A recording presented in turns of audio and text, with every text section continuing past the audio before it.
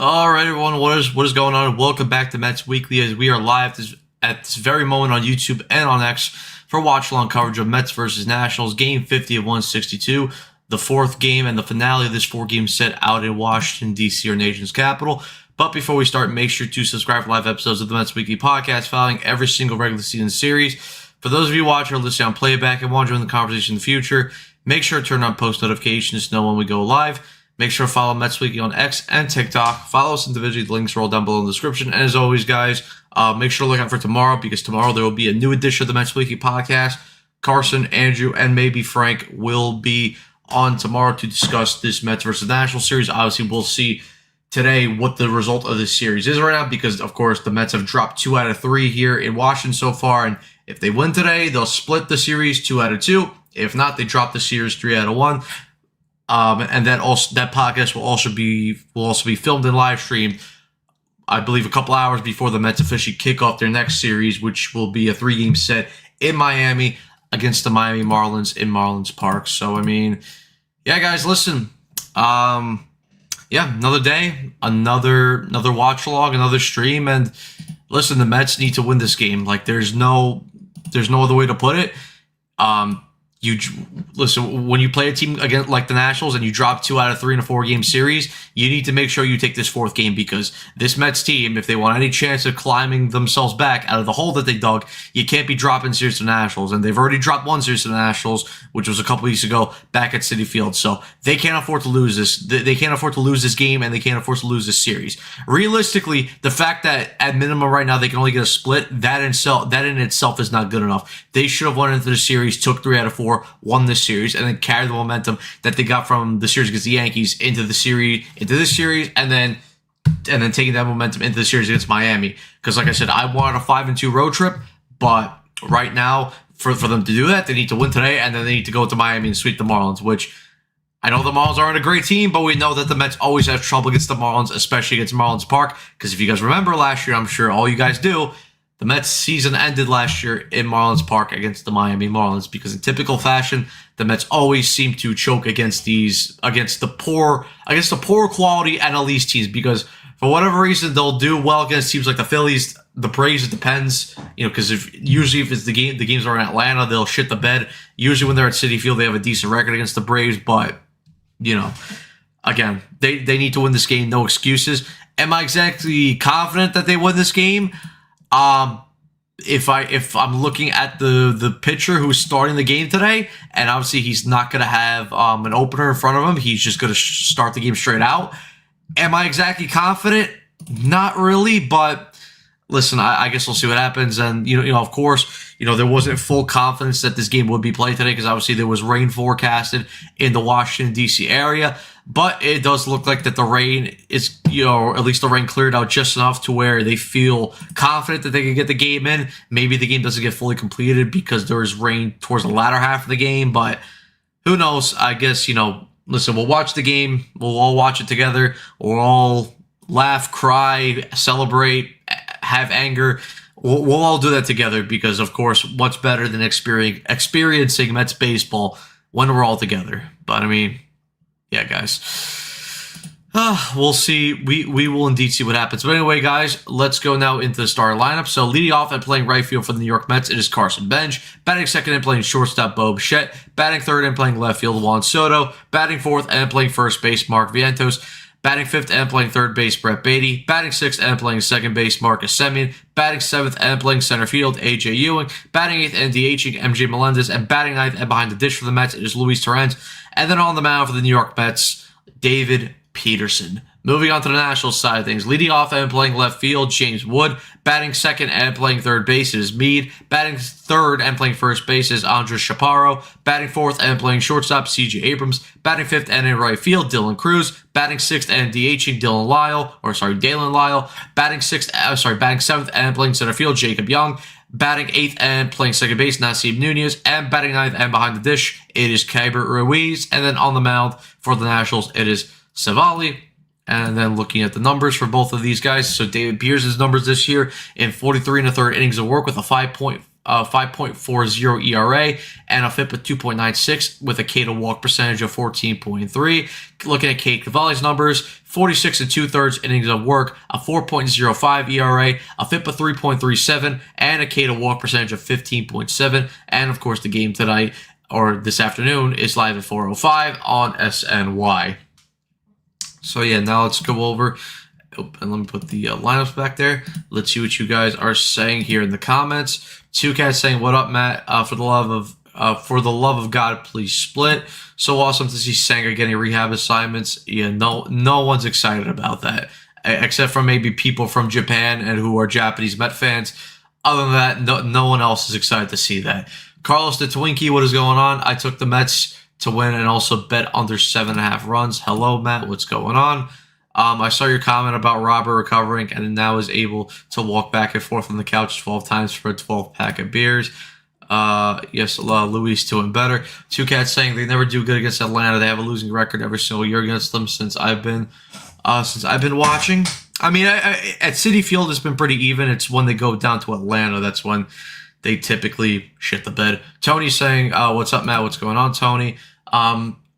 Carlos saying, "I had a few beers with Luis Robert Jr. today, so now I'm going to bet Beatty to hit a home run." He's been hitting the ball hard lately. Yeah, he has been hitting a bit. He has been hitting the ball a bit better lately, along with other guys like Bo Bichette. Listen, they're gonna need. Listen, this team, if they're gonna win this game, they're gonna have to score runs because I am not confident with David Pearson on the mound, especially against this Nationals lineup, to where, again, record-wise, they're not a great team. Defensively, they're not a great team. Pitching-wise, they're not a great team. But they are one of the better offensive teams in all of Major League Baseball. And when you're facing a guy named David Peterson, I'm not too confident that Pearson's going to be able to shut down this Nationals lineup, if I'm going to be honest with you. So this Mets lineup is going to have to hit. They hit in the first game. The second game, the second game they did hit a decent amount. It's just Nolan McLean didn't have a great start because they put up 6 runs.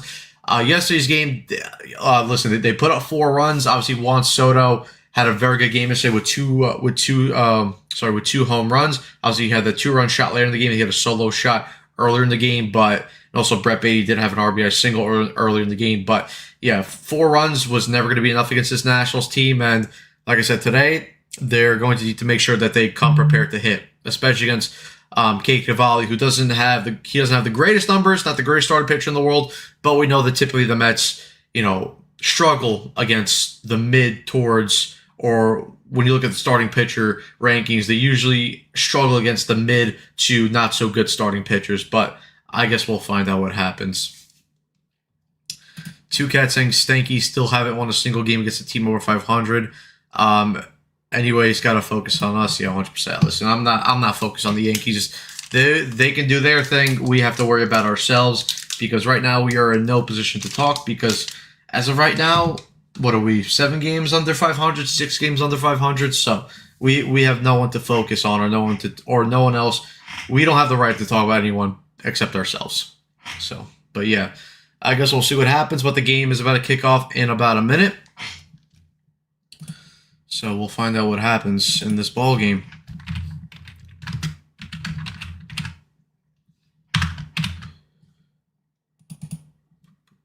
Boom.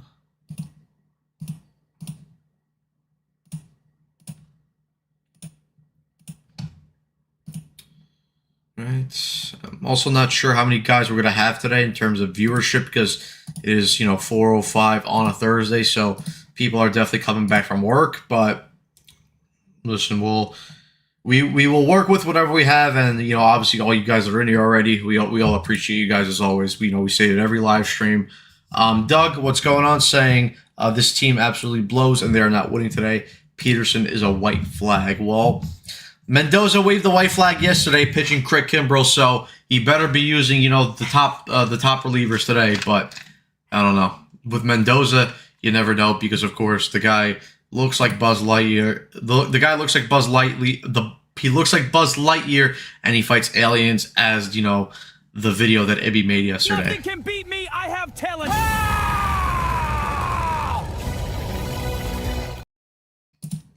Shout out Ibby as always. From Till Mets Do Us Part.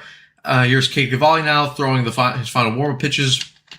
2-2 record this year with a 4.05 ERA in 46 and 2/3 innings of work.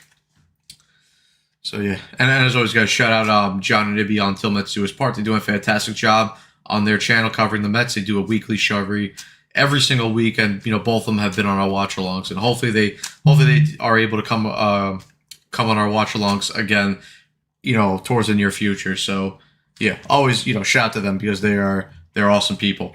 All right, here's a look at the Nationals' defensive alignment. Got Kyber Ruiz behind the dish, Curtis Mead at third, C.J. Abrams at short, Nassim Nunes at second, Andres Chaparro at first, Cade Cavalli on the mound, and then from left to right in their outfield, James Wood, Jacob Young, and Dylan Cruz.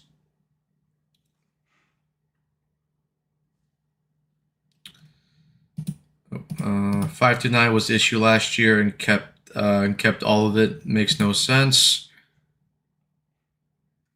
All right, but anyway, guys, we're about to get going. Here's the first pitch to Carson Bench, and he fouls that pitch back to the screen, and we are underway for the series finale here in Washington, D.C. Bench this series batting 7 for 15 with a 467 batting average of 3 RBIs. This season so far is batting 264 with a 685 OPS, 3 home runs, and 17 RBIs. The 0-1 pitch from Cavalli, and Bench fouls off that breaking ball. So the count now 0-2.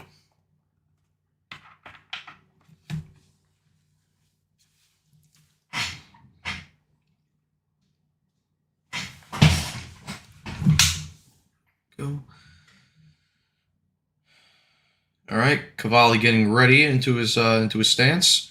Here's the 0-2 pitch from him to Bench, and Bench goes down swinging and missing on the breaking ball in the dirt, and that's the first strikeout of the day for Cavalli.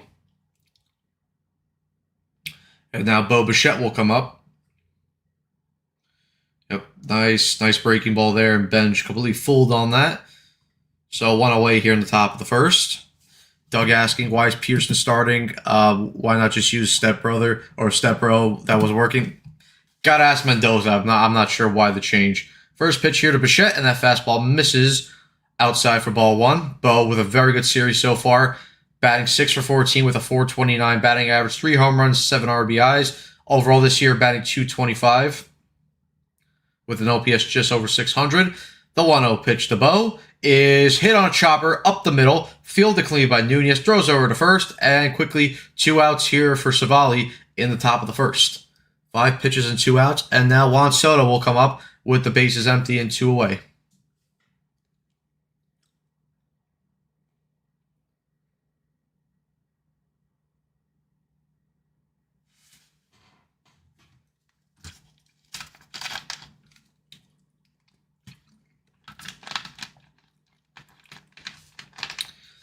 All right, first pitch to Soto here, and that slider misses way outside for ball 1.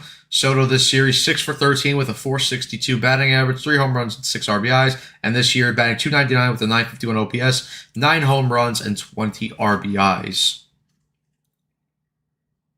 The 1-0 pitch to Soto is hit on the ground right at the first baseman Chaparro. He'll take that to the bag himself, and he'll step off first base. And just like that, quick inning for Cade Cavalli there, and the Mets are down in order. So we head to the bottom of the first. Game tied 0-0. David Peterson will take the mound, and he'll face James Wood, Mead, and Chaparro.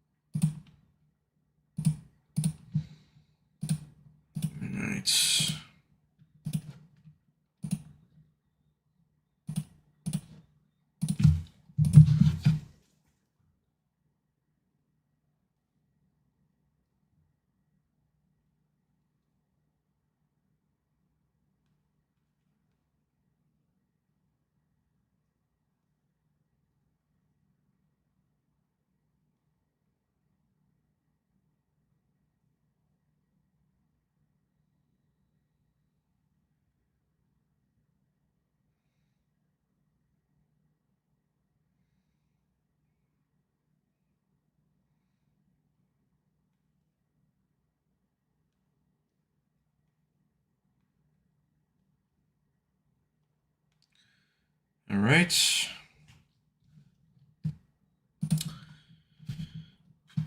Two Cats saying Nationals love playing the Mets. It's so easy. Burnt Toast, what's going on? Saying they want to be in Miami. So bad. That's all they're thinking about. Doug saying this team already thinking about Gabe Parsine in Miami will be a quick game. What's going on? I don't want to be burnt. It's another stadium we had nightmares in. Danny Caps, what's going on? Saying that was a strong half inning for us. Pantries, what's going on? Saying I'm worried we usually suck during day games, and we have Peterson on the mound. Two Cats here saying the NL East teams are just a lot better, and they can't keep up. Simple as that. That is what conclusion I'm coming to. Here's the first pitch from Peterson to James Wood, and that ball is hit on the ground right at Bo. He'll come up with it, throw it over to first, and one pitch, and James Wood is retired just like that. So 1 out. All right, then here's the defensive alignment for the Mets here. So Torres behind the plate, Peterson on the mound, Beatty at third, Bichette at short, Semien at second, Vientos at first, and the outfield from left to right, Soto, Ewing, and bench. Doug saying Jonah during pitching tomorrow. So glad we kept him. We could have used Joe Ryan. First pitch here to me, and that fastball misses up and in for ball 1. Burnt Toast, they have their road horse and playing their mind. The 1-0 pitch, and that fastball clips the top of the zone for strike 1.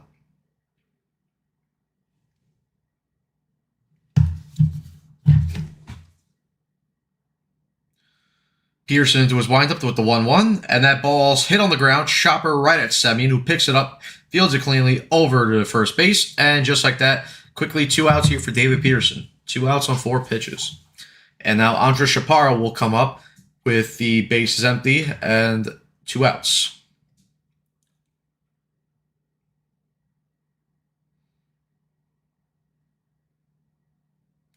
Chaparro this season batting he's 2 for 10 with a 633 OPS, no homers, no RBIs. First pitch here from Peterson, and that pitch is popped up, but that will go into the seats for strike 1. What's going on, Armand? How you doing? Two Cats saying laugh by us if you have burn total losers. All we care about is the Knicks basketball. All we care about is Knicks basketball. Yes, let's go to Miami where another shit team plays us hard, so we struggle to beat them too. The 0-1 pitch to Chaparro, and that slider misses outside for ball 1.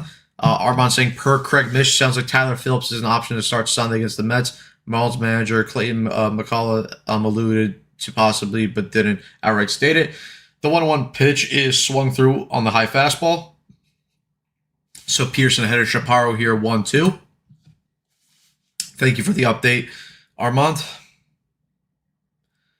The 1-2 pitch from Peterson is fouled back. Count remains 1-2.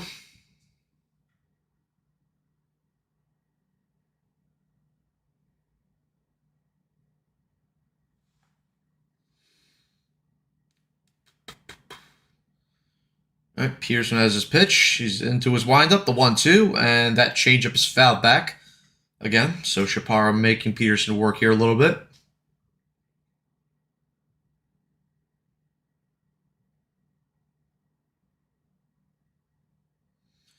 There's Justin Willard, the Mets pitching coach, in the dugout here.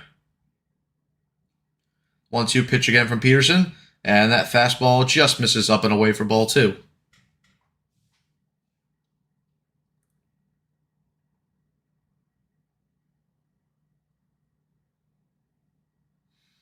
Two pitch from Peterson. And Chaparro lines that ball foul. Just got out in front of that ball because it looked like that was going to go down the left field line into the corner, but just stayed foul long enough, so no base hit there for Chaparro.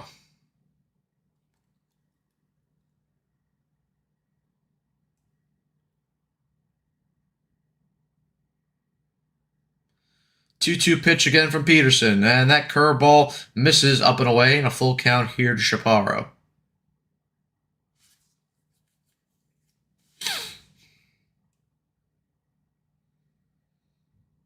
Full count pitch here, and that changeup misses low and away for a ball 4, so Chaparro walks here.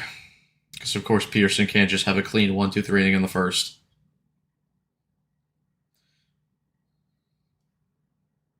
Typical Peterson.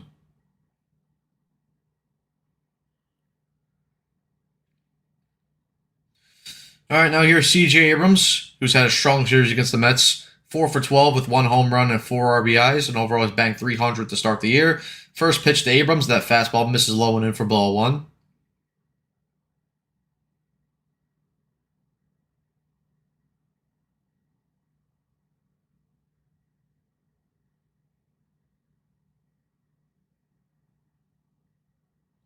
The 1-0 pitch, and that fastball hits the zone for strike 1.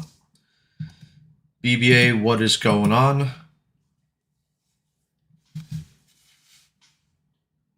There's the highlight of C.J. Abrams' three-run home run yesterday off of Zach Thornton. The 1-1 pitch, and that slider swung on a miss through C.J. Abrams. So count now 1-2.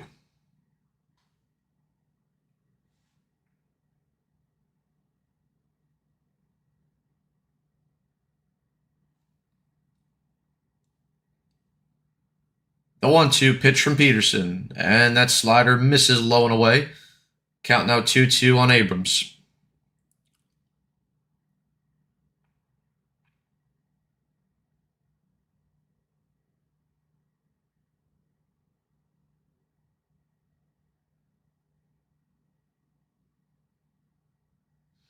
The 2-2 pitch, and that fastball misses just outside. Full count now to Abrams. If he fucking walks him, dude, I swear to God.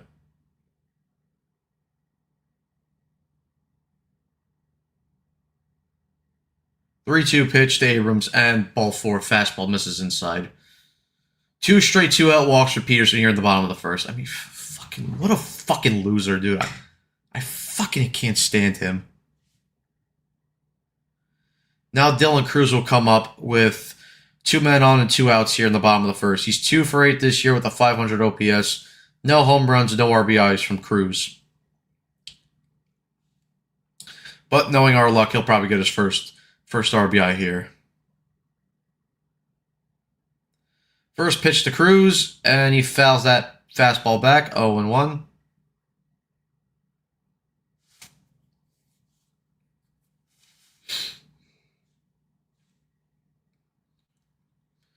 This is one of the reasons why I wanted the game rained out today. I did not want to watch fucking Peterson on a Thursday afternoon.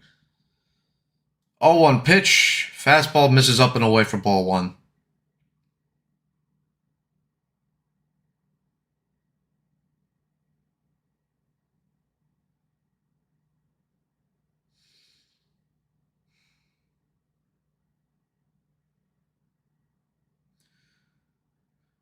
Changeup misses up. Bro, he got the first 2 outs on 4 pitches. And then 18 pitches later, he's struggling to get the fucking 3rd out. Guy fucking sucks ass. I swear to God.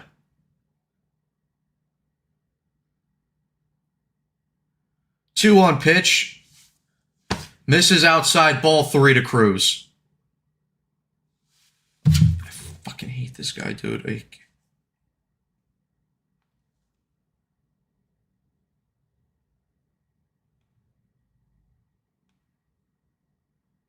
3-1 pitch. Misses outside, ball 4, 3 straight 2-out walks from David Peterson. I fucking hate this guy.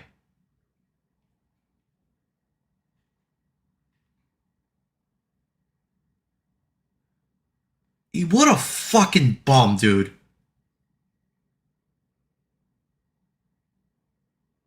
Now I'm Malvisit here from Justin Willard.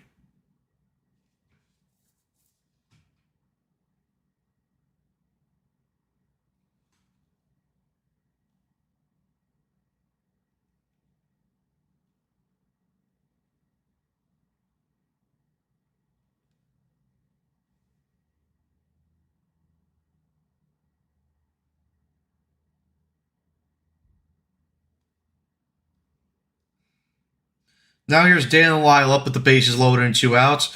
He's 2 for 13 this series with an RBI. Overall this year, bagged 264 with a 758 OPS and 7 home runs and 26 RBIs. And probably he's about to hit a grand slam too. First pitch to Lyle. Fastball clips the top of the zone for strike 1.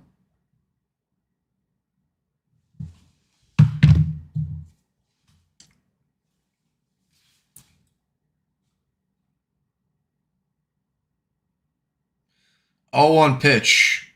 Misses downstairs for ball one.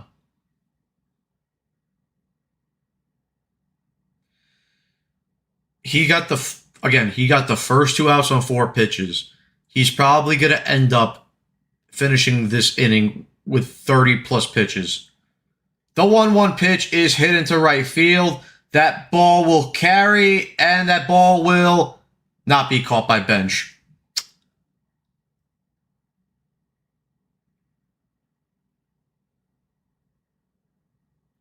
Let's see the replay of this. Did this hit off the wall, or he just missed it? Nope, he missed it. That is nice. Now here comes the grand slam.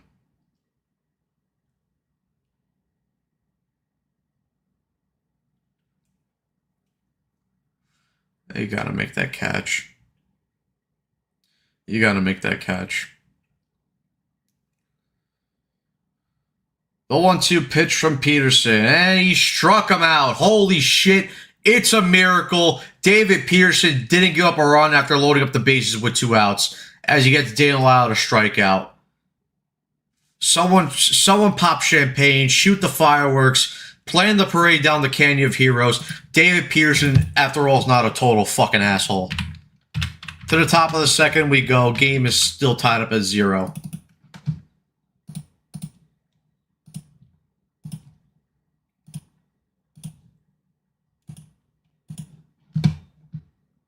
What a fucking loser, I swear to God.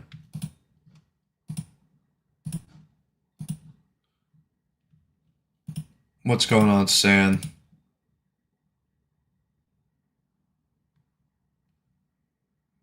From Pantry saying for 4 pitches to close to 30 with 2 outs, laughed my ass off.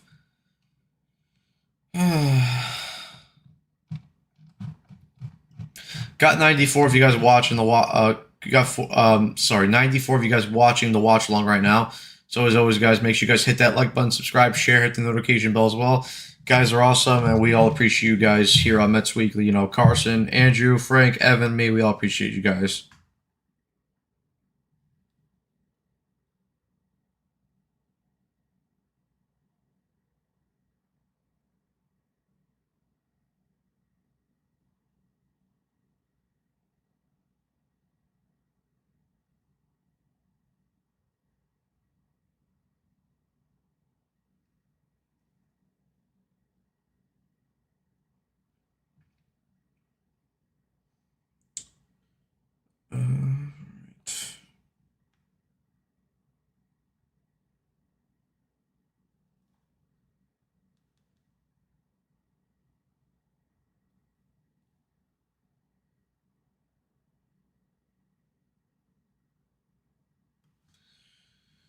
All right, second inning is going to be Vientos, Beatty, and Semien to face Cade Cavalier.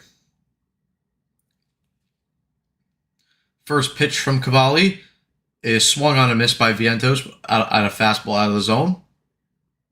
Vientos 3 for 13 in this series. Overall batting .240 with a .695 OPS, 6 home runs, and 22 RBIs. The 0-1 pitch to Vientos, and that curveball hits the zone for strike 2.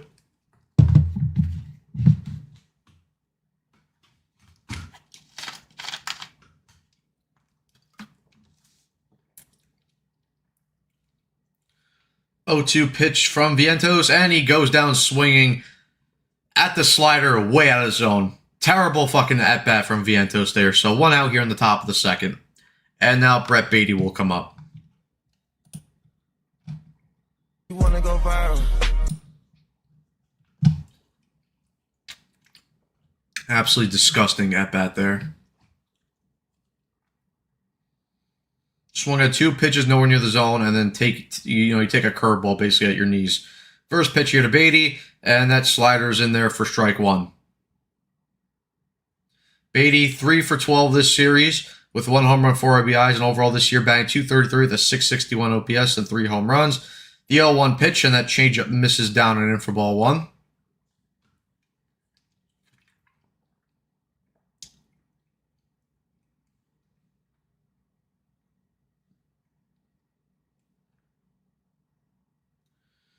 The 1-1 pitch to Beatty is swung on a miss, as he chases that outside fastball, 1-2.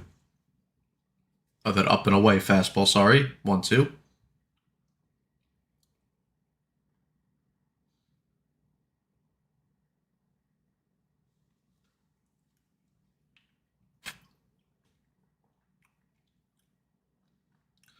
The 1-2 pitch from Beatty is driven out to left field, but that'll be hit right at James Wood, and he makes the catch for the second out of the inning. So now Marcus Semien will come up with the bases empty and 2 outs.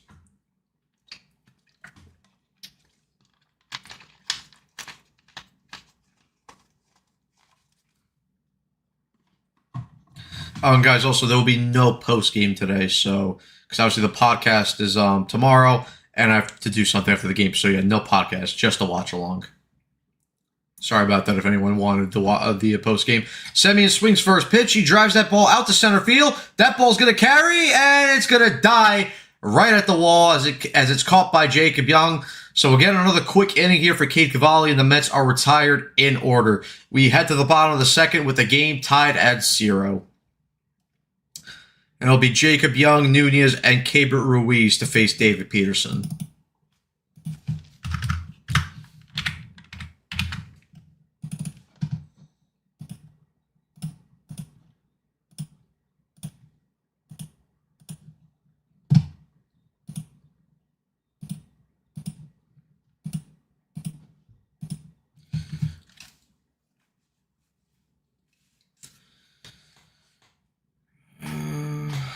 See. Carlos saying Darryl Strawberry did an interview saying how important his managers and coaches were. They didn't take no shit. Carlos, bilingual puppet friend. Danny saying almost. It's laughable that the Nats are better than the Mets from BBA. Well, the win brought that back. Haha. Probably won't be much for a post game anyway. Let's be honest. That is true. Can't buy a break on sale. What's going on, JS? Pantry saying that's the wind. 1986 saying, at least the Knicks play tonight. Yeah, that's true. Hopefully the Knicks can take a 2-0 series lead over the Cavs in the conference finals. And then also for any hockey fans, the conference final also starts off for the NHL. It's Game 1, Hurricanes versus Canadiens, live from Raleigh in North Carolina. And obviously Vegas yesterday took the first game against the Avs, so they lead 1-0 in that series. They also won that first game was in Denver, so credit to Vegas because they did their job, won into Denver at least, and at minimum they at least took one. Doug saying, how about Mike Rizzo as Stearns' replacement? Look how much hitting talent he got from trades. Mighty, what's going on? Saying, you need some more Coke in that bottle, and the Mets need some Coke in their clubhouse. Well, I at least got a bottle of iced tea here, Snapple iced tea, so I'm at least covered for a drink. First pitch here from Peterson to Jacob Young, and that curveball misses up and away for ball 1. Young this season bagged .231 with a 666 OPS, 6 home runs, and 23 RBIs. The 1-0 pitch from Peterson, and that fastball clips the knees for strike 1. Yeah, no Makar as well. They definitely missed him yesterday.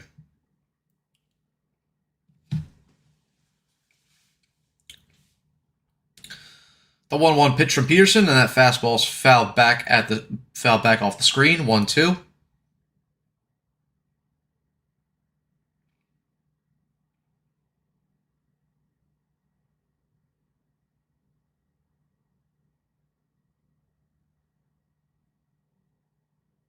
The 1-2 pitch from Peterson, and that curveball misses in the dirt for ball 2.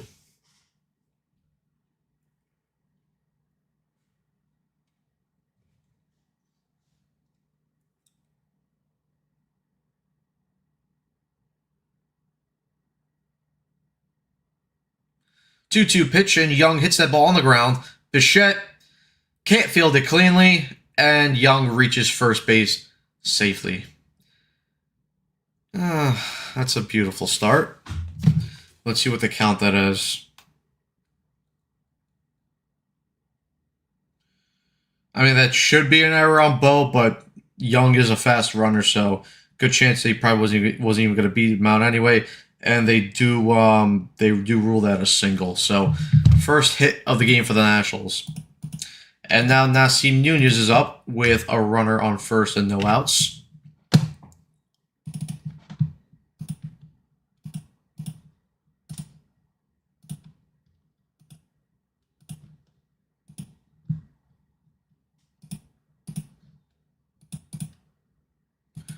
First pitch here to Nunez, and he shows bunt, and he pops that pitch up, but that will go into the seats. Foul.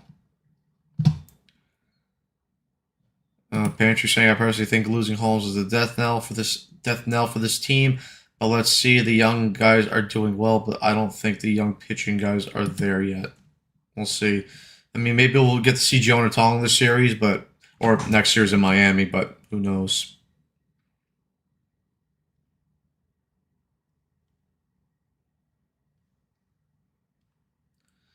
0-1 pitch from Peterson, and that ball misses in the dirt for ball one. Two guys saying, Matt, would you take a 110 loss season for the Knicks chip? I think it's pretty obvious, but what do you think? I mean, listen, the Knicks are probably, on, like, if I'm ranking all my teams, they're probably one of the lowest. They're like with the Jets, because to me, 1-1 pitch, ball's hit on the ground, chopper at Bichette, and he'll throw out, he'll throw out Jacob Young at second, so he gets the lead runner, so one out here, and Nunez gets the first base safely on the fielder's choice. Yeah, I mean, again, if I'm going to rank my teams, like, pretty much all tied for first, it's the Rangers, the Mets, and Manchester United. So all three of them, they're like my number ones. And then my two lower teams are the Jets and the Knicks. So listen, I don't want to see the Mets lose 110 games. But I mean, a championship is a championship at the end of the day. So I guess I will. I guess I probably would take that.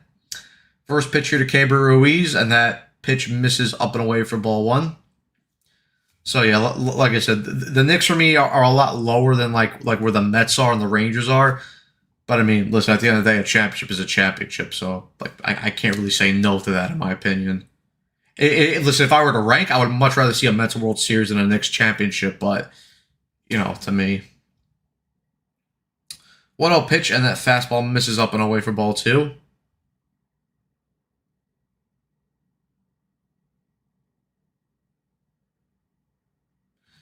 Maxwell saying, I like the Knicks, but I would rather have the Mets have a good season than the Knicks win a championship. Baseball just means so much more to me than baseball. Fair. Pearson with the throw over there, but Nunez is back in safely.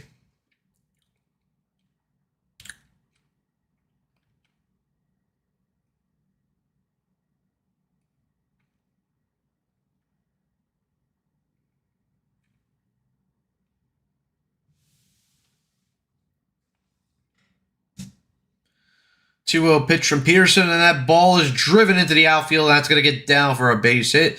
So Keibert Ruiz has a base hit here, and Nasim Nunez will pull him to second base. So now the Nationals have runners at first and second, with only one out here in the bottom of the second. Second hit of the ball game and second hit of the inning for the Nationals.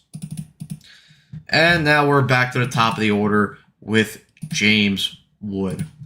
Oh boy, who's excited for this at-bat? Because surely nothing will go wrong here. Surely nothing.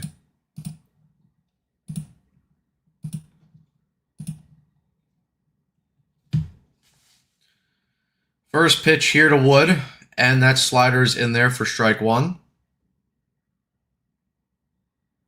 Wood is 0 for 1 this ball game. Hit it to a ground out back in the first.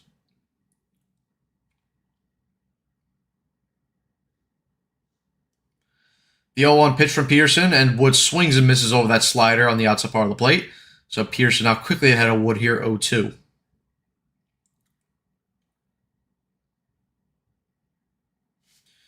You've played at Aviator before, Matt? Yes, many of times, two cats. Many of times. Peterson steps off there and checks back to the runners. Aviator's a nice rig.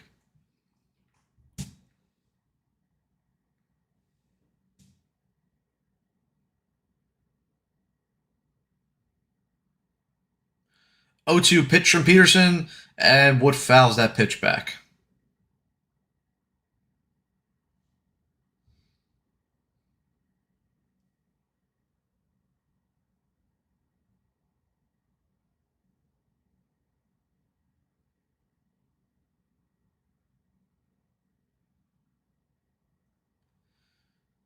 (0-2) pitch here from Wood, and he goes down swinging and missing on the slider.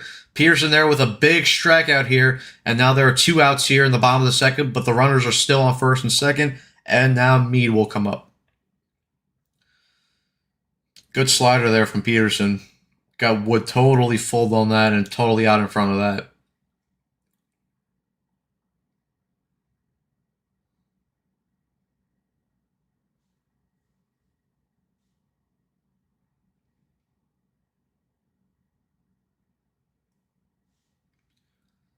First pitch here from Mead, and that pitch looked like it was out of the zone, but the umpire calls a strike and no challenge there, so 0-1. Mead is 0 for 1 with a ground out, also back in the first.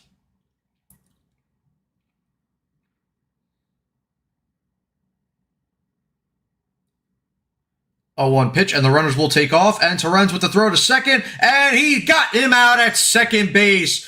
Luis Torrens with another strong throw as he gets the runner out at second base, trying to steal second base. The Nationals try to double steal there, but Torrens totally got Keibert Ruiz there. Good throw and a good tag there by Marcus Semien as well. So the Mets are out of the inning there. They're able to work around the jam there by David Peterson. Obviously, Bo also there with not being able to field that ball cleanly on the Jacob Young single. So we head to the top of the third with the game still tied up at 0, and it'll be Ewing, Melendez, and Torrens to hit for the Mets here in the top of the third.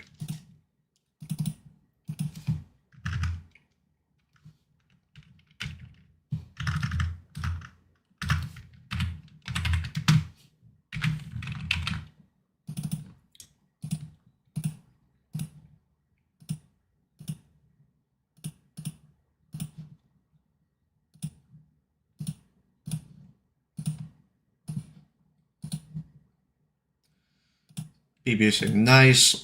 Two guys saying love Luis. Wish he could hit more. Danny Cap saying they should know better. You can't run on Torrens, and this team isn't really missing Alvy. At least I feel that way. I'm over him. Yeah, Alvy has been a mess as of late, and even before he even got on the injured list. The bat kind of took a little bit of a step back, and the defense this year has not been good at all.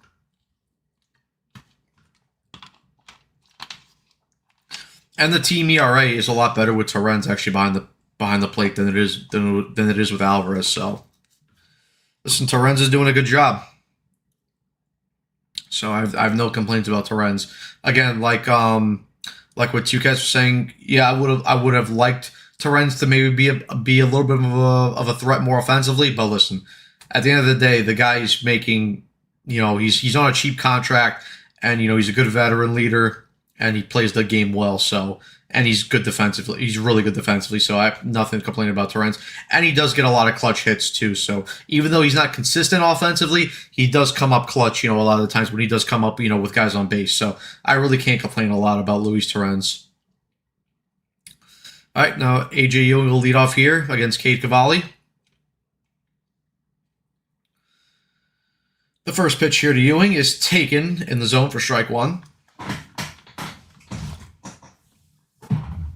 Ewing is 3 for 10 this year with an RBI, batting .296 and a .924 OPS.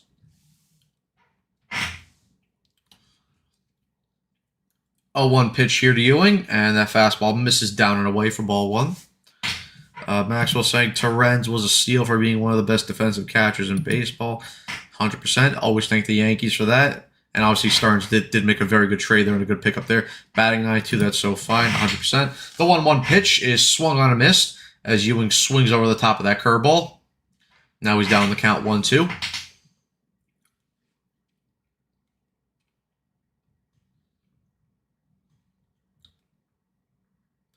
The 1-2 pitch from Ewing, and that slider misses completely. So 2-2.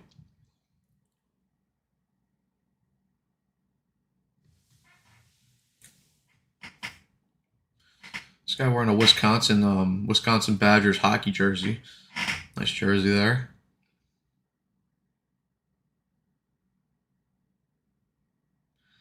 Two pitch to Benj, and he fouls off that curveball to stay alive in the at-bat.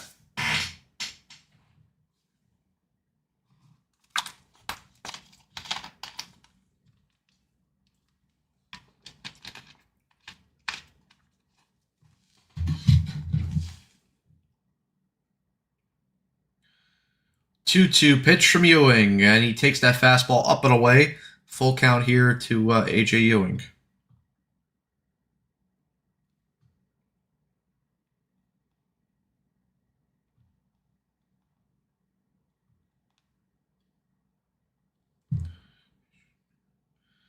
3-2 pitch from Ewing is taken on the outside corner, looking for strike 3. So Ewing strikes out there on the full count pitch.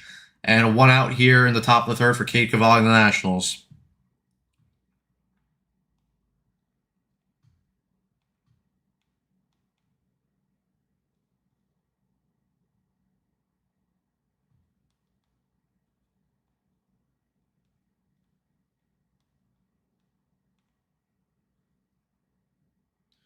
All right, now here's MJ Melendez up here, and let's see what the ruling is, and is he hit by the pitch? Is it a foul ball? What is it? What are we saying here, Blue? And he's hit by the pitch, so he'll take first base there. It was close, but yep, no, yeah, got him on the wrist.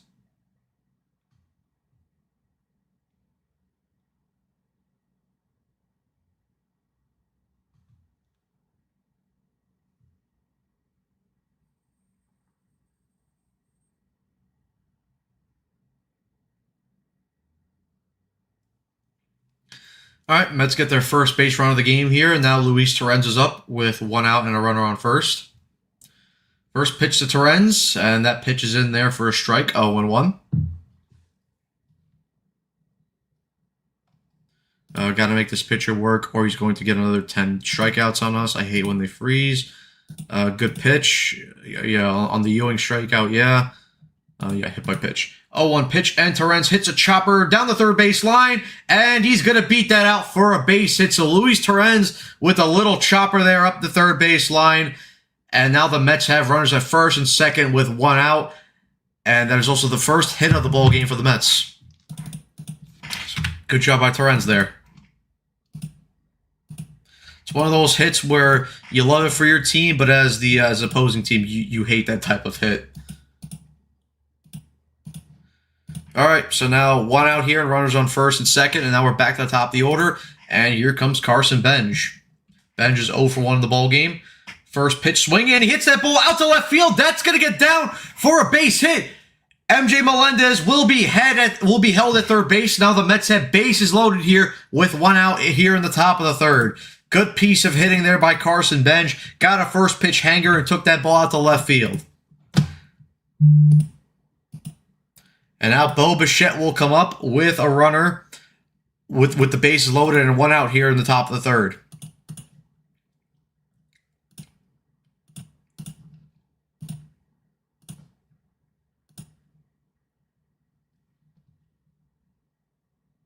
Coming to this game, Benj was hitting .467 in the series.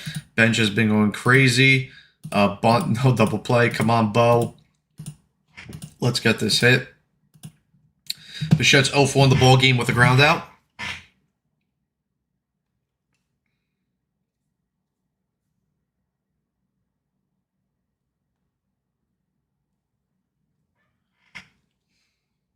First pitch to Bichette, and that ball is hit up the middle. That's a base hit. 3 runners will come across to score. Bo Bichette, is it 2 or 3? Sorry, 2 runners will come in to score, and the Mets quickly have a 2-0 lead there on a Bo Bichette 2 RBI single. 2-0 Mets here. Good piece of hitting there by Bo Bichette, as both Melendez and Torrens come around to score.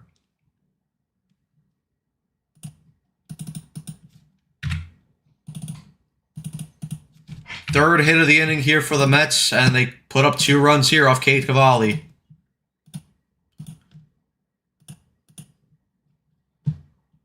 First pitch now to Soto, and that fastball is taken at the knees for strike 1. Soto's 0 for 1 in the ball game with a ground out.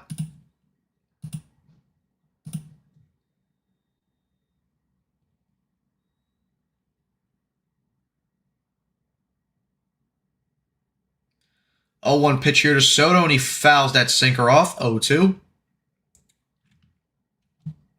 The Nats lineup is very good, though. Not even close enough. Not even close enough runs to call it a safe lead. No, it's not a safe lead, especially with Peterson on the mound. Soto's going to have to put one off the Walgreens sign in center field, hopefully. That's the Bo the Mets thought they signed. All right, 0-2 pitch. Nope. Cavalli will step off and check Benja back at second.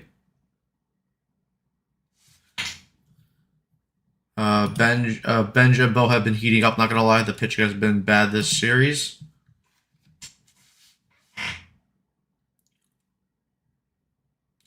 Oh-2 pitch to Soto, and he goes down looking on a slider inside the zone for strike 3. So now there are 2 outs here with runners on first and second. And now Mark Vientos will come up with an RBI opportunity. It was a good pitch. You got Soto to freeze there.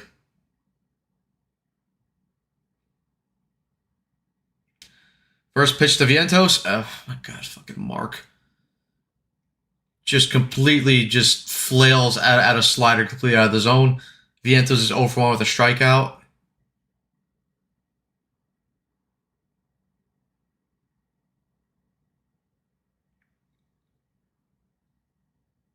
Oh, 1 pitch to Vientos. That fastball misses down and away for ball 1.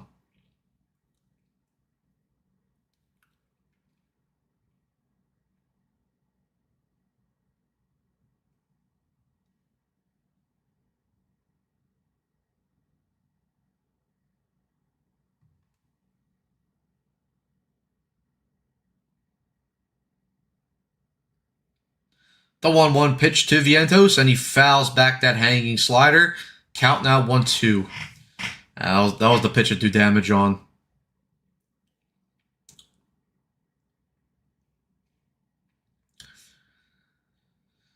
All right, Benj leading off from second. Bo off first base. Vientos here in a 1-2 count. Beatty on deck here for the Mets.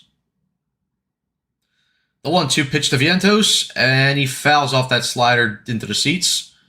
Count remains 1-2.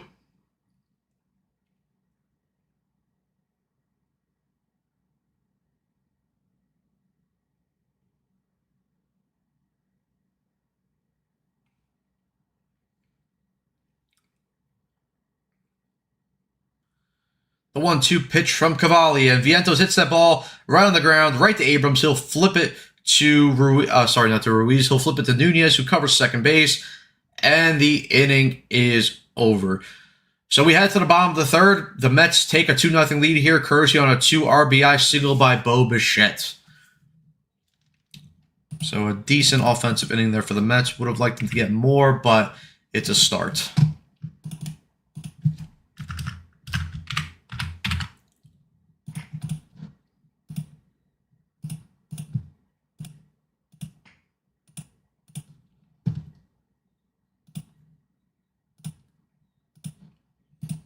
All right, we also got 120 of you guys watching the live stream right now. So as always, guys, make sure you guys hit that like button, subscribe, share, hit the notification bell as well. You guys are awesome. We all appreciate you guys here on Mets Weekly. You know, like I always say, Carson, Andrew, Frank, Evan, me, we appreciate you guys. You guys are amazing.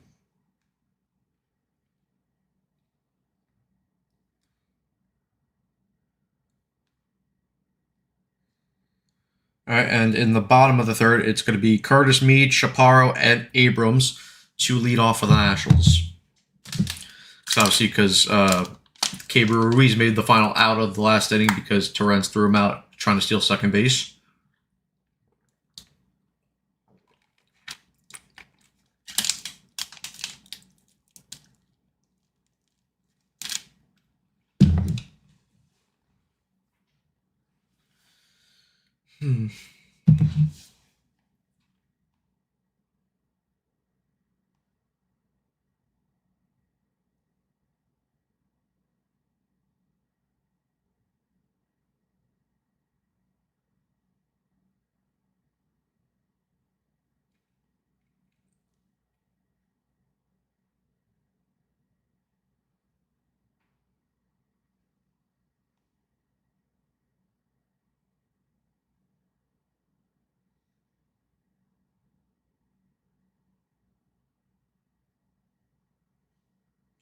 All right, first pitch here from Peterson to Mead, and that ball liner hit right at Bo, and he makes the catch on 1 pitch for the first out.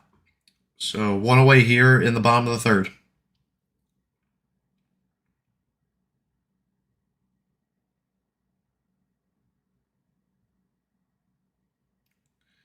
So 1 pitch, 1 out here for Peterson. It's at least good.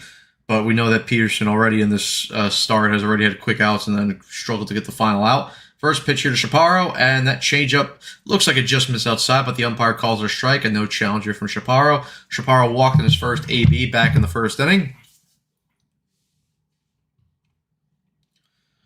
The 0-1 pitch, and that ball is chopped foul. So now Peterson ahead here 0-2.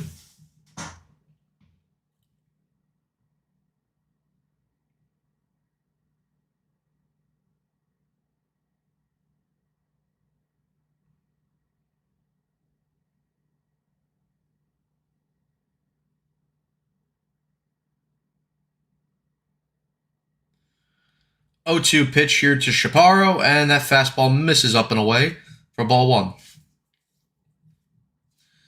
How long until the rain hits? I mean, I saw something that maybe at 6, so I don't know. We'll see. The 1-2 pitch to Chaparro, and he pops that pitch up just onto the outfield, and Semien will run over, and he'll make the catch to secure the second out of the inning. So 2 quick outs here for Peterson. Let's see if he doesn't drag out the third out now, as he faces C.J. Abrams here with the bases empty and 2 away. Abrams, of course, walked in his first AB in the first. And, of course, he's had a very good year this year at the plate. First pitch to Abrams from Peterson, and that fastball's taken right down the middle for strike 1.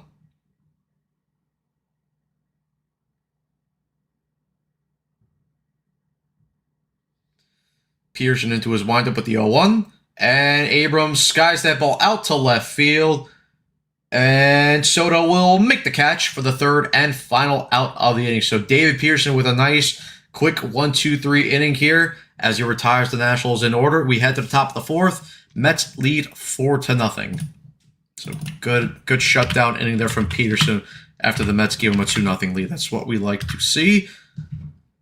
All right, let me update the scoreboard here for you guys as we go to the 4th.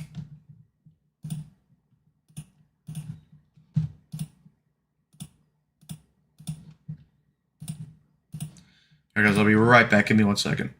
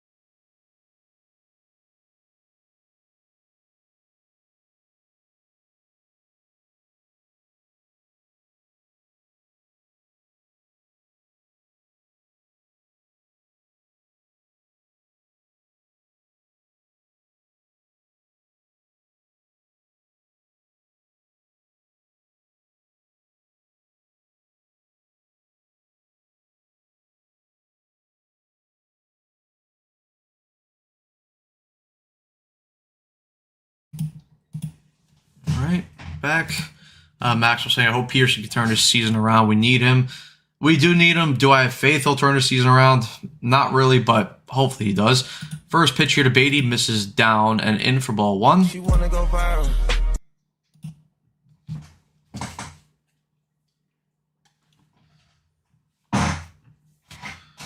One 0 pitch here to Beatty, and that fastball misses outside for ball 2.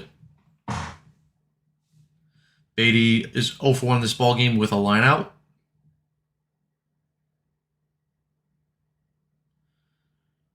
The 2-0 pitch, and that ball misses down and in. Beatty, dude, I mean, you're not going to challenge that. I mean, come on, dude. 2-1 count when it really should be 3-0, but sure. The 2-1 pitch to Beatty, misses outside for ball 3. Should have been ball 4 right there, but, you know, better get on base now, dude.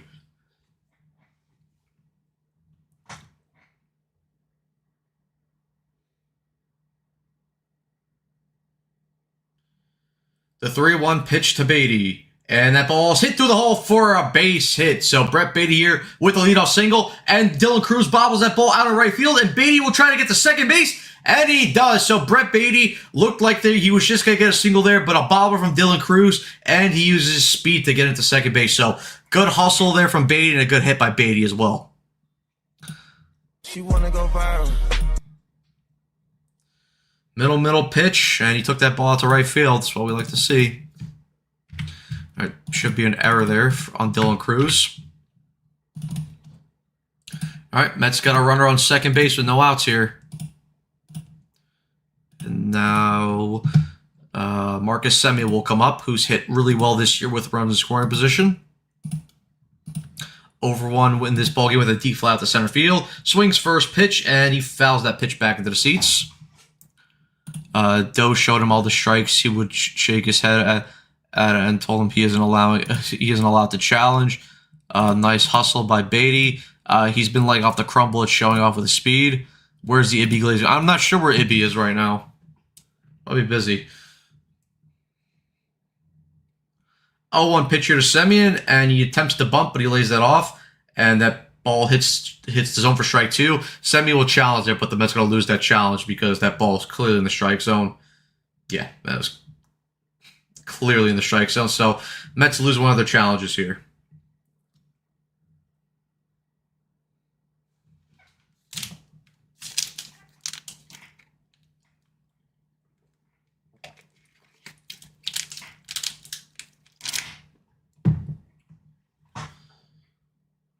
The 0-2 pitch to Semien is swung on and missed for strike 3. Semien goes down on the slider. So one out here at the top of the 4th with a runner on second. Bunt if you're a real man, even if 0-2. Tell him, BBA. Tell him the bunt, man. BBA, you should be on the coaching staff, actually. You should be the bunt coach. You would make everyone into elite bunters. All right, now here's AJ Ewing with Beatty off second and one out here in the top of the 4th. Ewing is 0 for 1. So he struck out looking back in his first AB, and he takes that pitch in the zone for 0-1. Ibby is at Mike Janella's garage sale.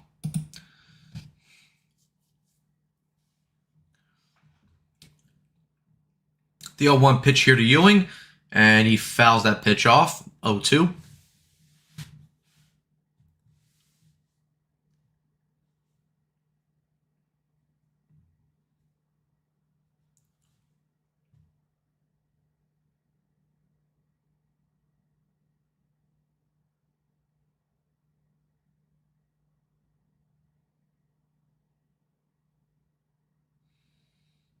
Cavalli steps off here.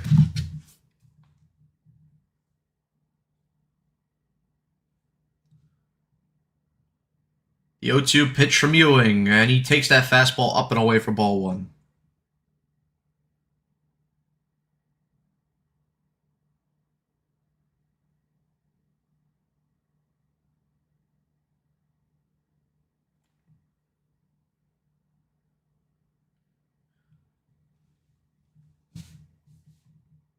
The 1-2 pitch to Ewing is, again, taken up and away for ball 2. So good eye there from Ewing and a good take to draw the count even.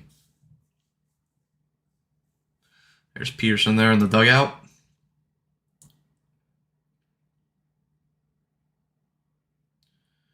The 2-2 pitch from Ewing, and he takes that slider inside for ball 3. So Ewing works the count full after going down the count 0-2.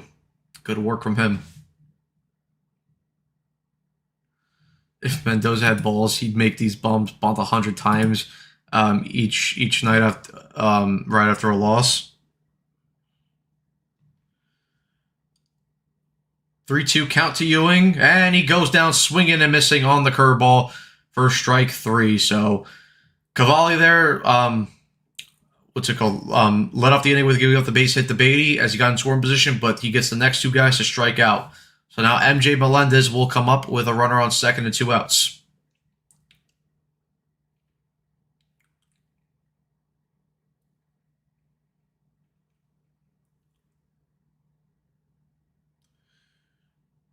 All right, Melendez was hit by a pitch in his first AB, and he drives that ball out to right field, but that won't be deep at all. The right fielder, Dylan Cruz, will get under it, and he'll make the catch for the final out of the inning. So the Mets waste a leadoff hit by Brett Baty as he got into scoring position. So we head to the bottom of the fourth, with the Mets still up 4-0.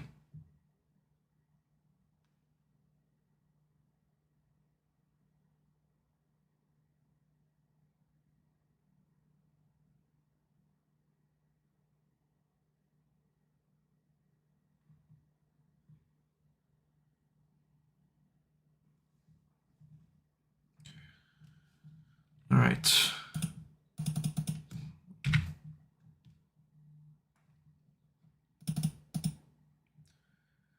And then for the Nationals next inning, it'll be Dylan Cruz, Dalen Lyle, and Jacob Young to face David Peterson.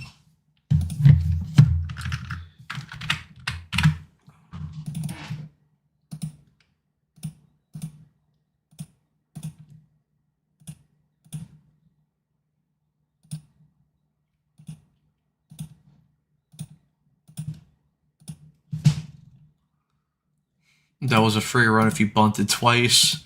Bums runs are overrated.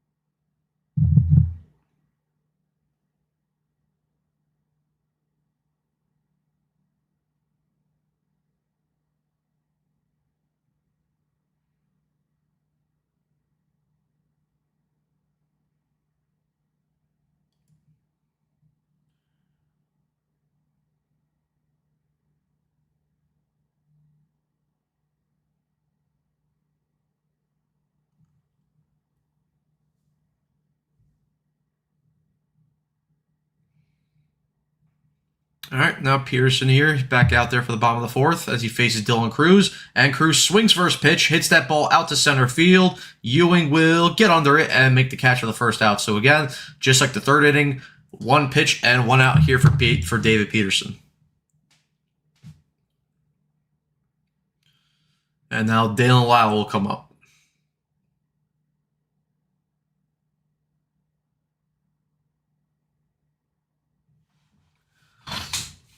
The first pitch here to Lyle, and that slider's in there for strike 1. Lyle is 0 for 1 in the ballgame.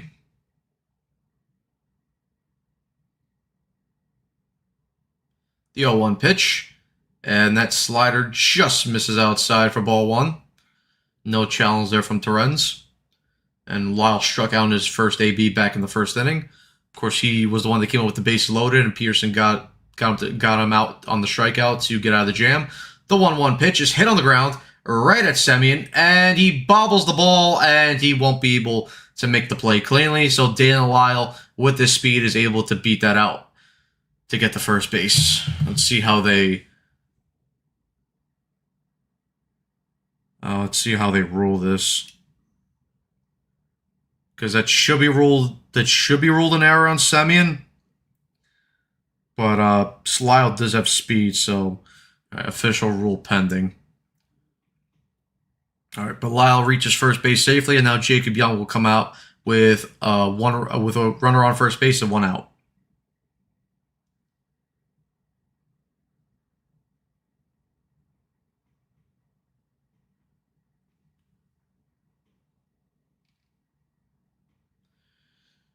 All right, now Jacob Young is up, and Peterson gets ahead of him with the fastball, 0-1.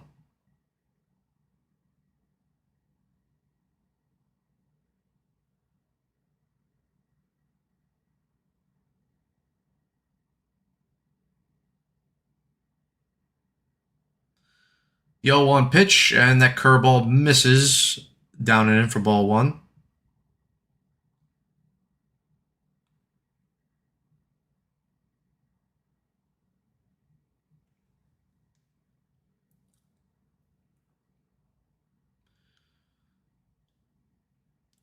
The 1-1 pitch from Peterson is hit into left field, and that ball will go foul into the corner. Scary moment there. Looked like it might have, just stayed fair and got into the corner, because that definitely would have. Well, that probably would have driven Dan Lyle, because he is a fast runner around the bases. But thankfully, that ball just went foul. So, yeah. So the AB continues, and Lyle will stay at first base. Yeah. And went right into the corner.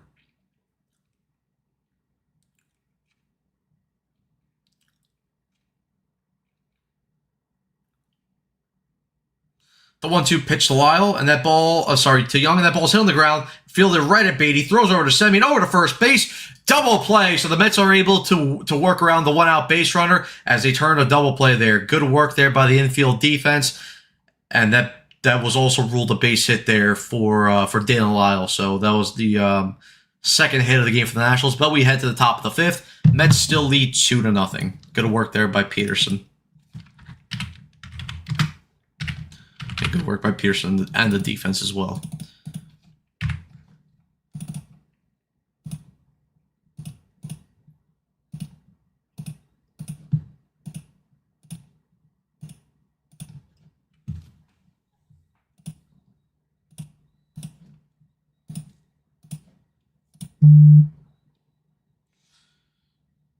LFG, nice. Nats may have. I mean, maybe they challenged that, but I'm not sure. Right. I mean, right now we're in commercial break. Mets and under. I should cash out now. Yet I just like the pain too much.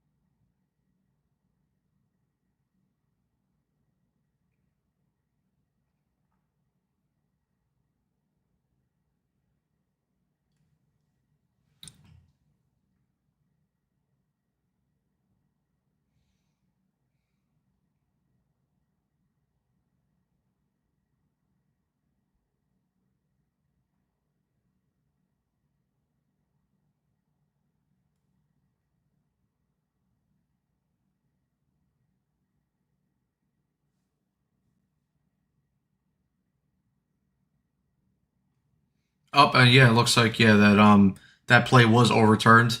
So we're still in the bottom of the fourth, as Nasim Nunez is now in there.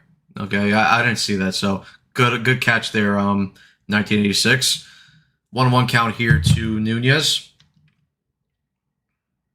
Yeah, he did beat it. All right.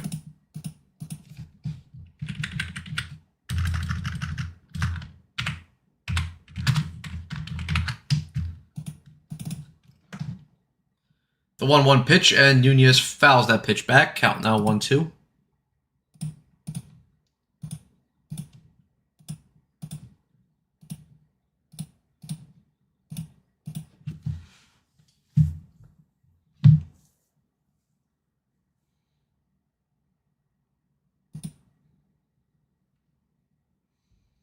The 1-2 pitch from Peterson, and that ball is blocked in the dirt. And the runner will stay at first base. So good block there by Torrens there on that curveball in the dirt.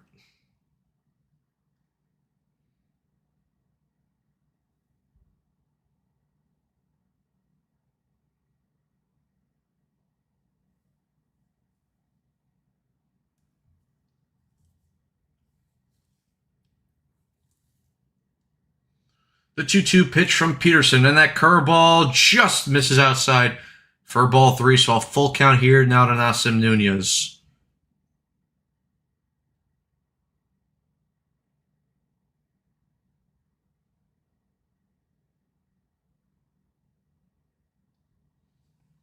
Full count here to Nunez. And that ball is hit to center field right at Ewing. And he'll make the catch for the third and final out of the inning. So there we go. After the overturn call, Peterson was able to get the final out there. So again, we head to the top of the fifth. The Mets still lead 2-0.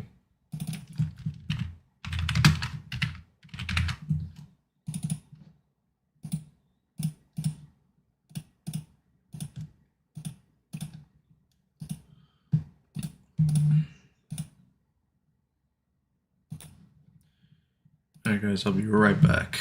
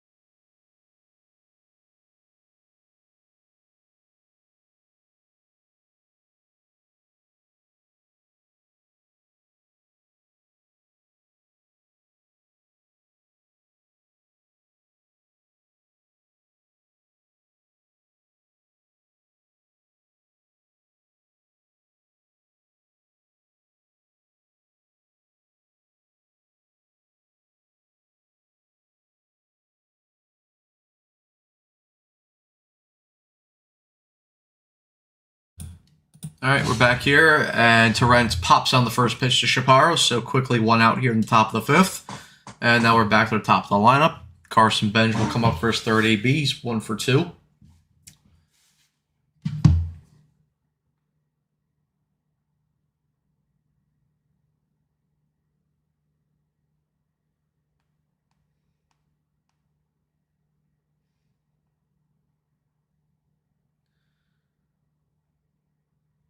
First pitch here to Benj, and he looks to bunt, but he holds back, and that fastball clips the inside corner for strike one.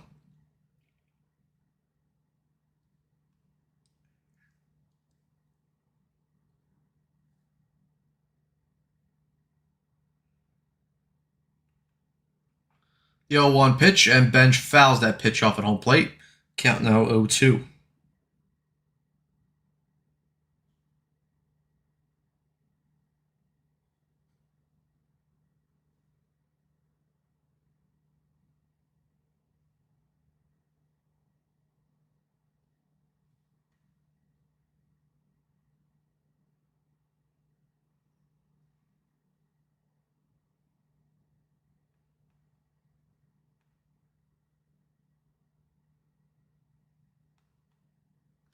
The 0-2 pitch here to Benj, and he takes that fastball up and away for ball one.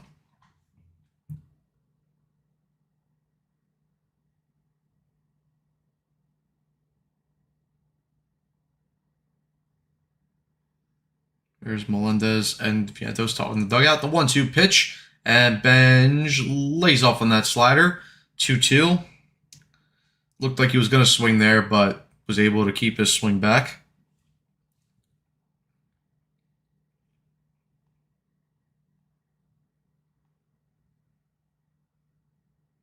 The 2-2 pitch to Benj, and he goes down swinging on that slider at his feet inside, and that's a strikeout here for Cade Cavalli in the second out of the inning here for the Nationals. And now Bo Bichette will come up with the bases empty and 2 outs.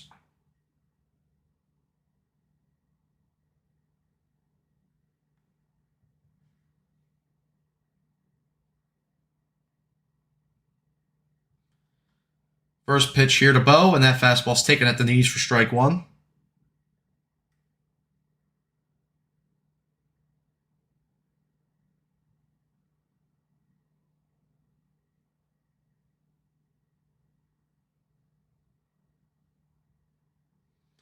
Oh, 1 pitch here to Bo, and that fastball misses, low and away for ball one.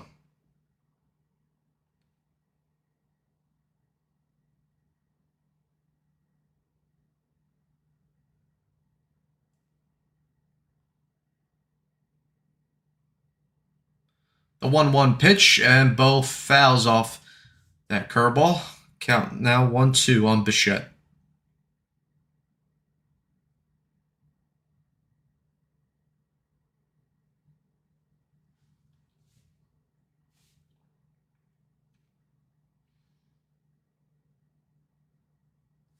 Nine RBIs for Bo this year. He's had a very good series. The 1-2 pitch from Cavalli, and that ball's taken on the outside corner for strike 3. Bo will challenge, but I don't believe that pitch will be overturned. And yep, that caught just enough of the strike zone. Bo's down on strikes, and the Mets are officially out of challenges. So we head to the bottom of the 5th. The Mets still lead 2-0, and it'll be Keibert Ruiz, James Wood, and Mead to face David Pearson here at the bottom of the 5th.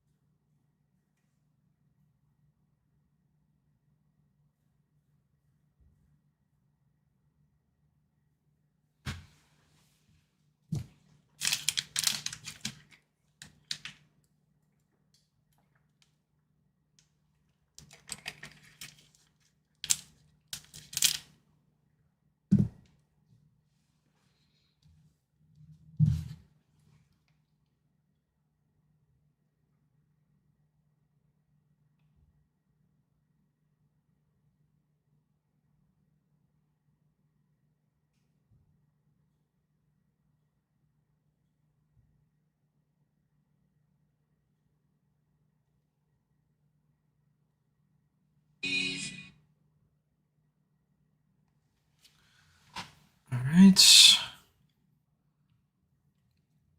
Network should start showing number of challenges remaining on the screen with the score. Yeah, they should.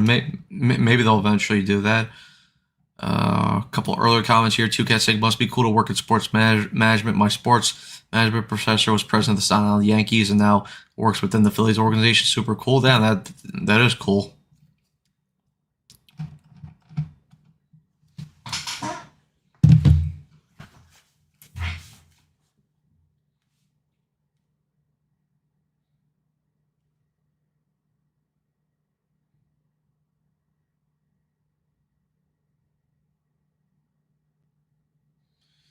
All right, now here's Pearson back out for the bottom of the 5th as he faces the 9-hole hitter, Keibert Ruiz.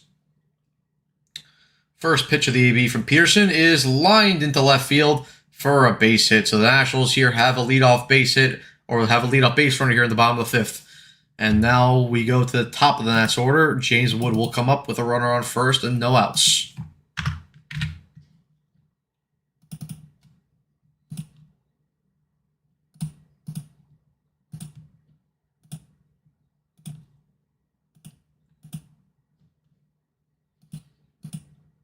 All right, here's James Wood, who's 0 for 2 in the ball game. The first pitch misses low and away on that slider for ball 1. Wood grounded out in his first AB and then struck out.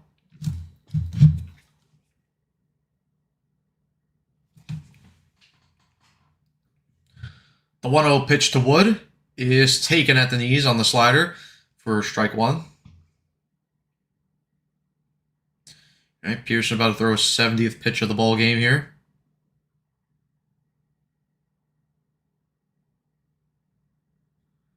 The 1-1 pitch and a good fastball there on the outside part of the plate. Count now 1-2.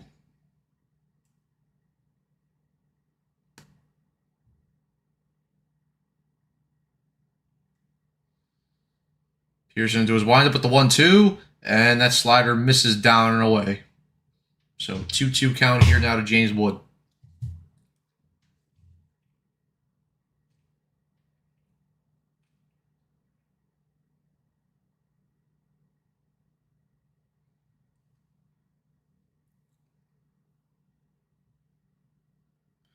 The 2-2 pitch from Peterson, and that fastball misses down and away. Full count now to James Wood.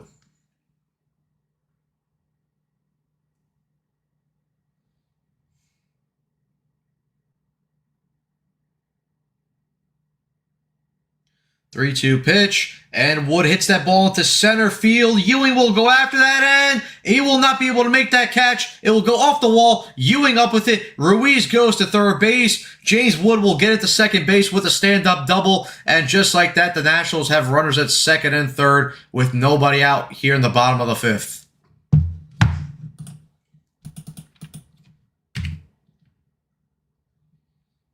James Wood really he made a really good contact with that ball. Yeah, Ewing could do nothing about that. That was just a well-placed hit.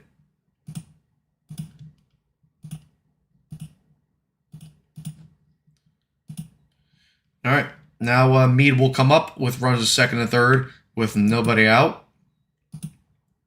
And now a mound visit here. And Brazoban will be warming up in the bullpen here for the Mets.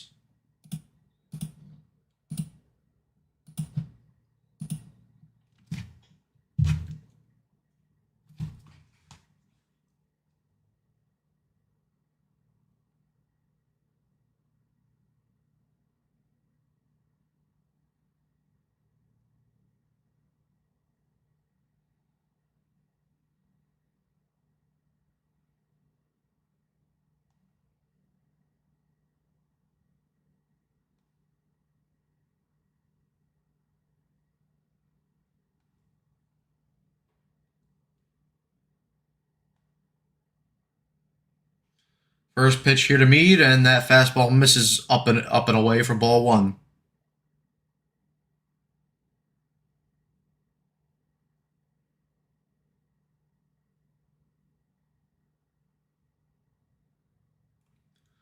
The 1-0 pitch misses down and in for ball two. How did we score? The bases were loaded, and Bo Bichette had a two RBI single up the middle. And 2 runs came at the score. The 2-0 pitch from Peterson, and that fastball misses inside. Ball 3.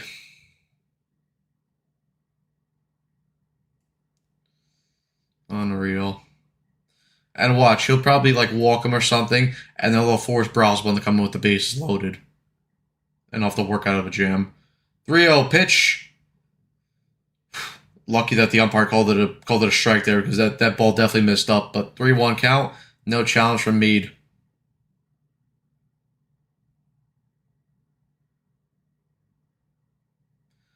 Three 3-1 pitch, and that slider hits the top of the zone. Full count now to Meade.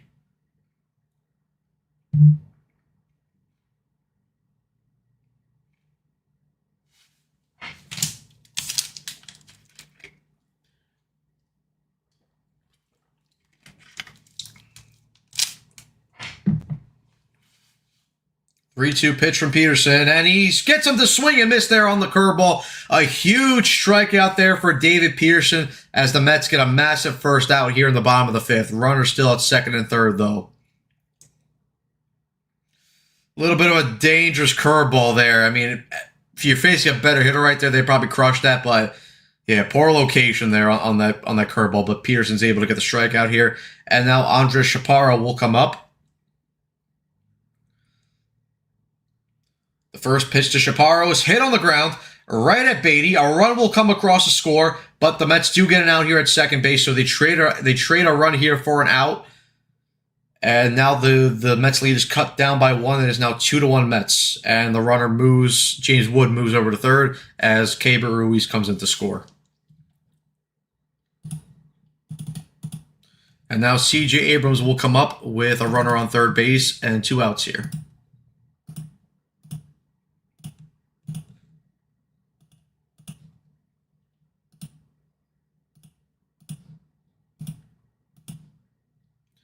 First pitch here to Abrams, and he fouls that pitch back. 0-1.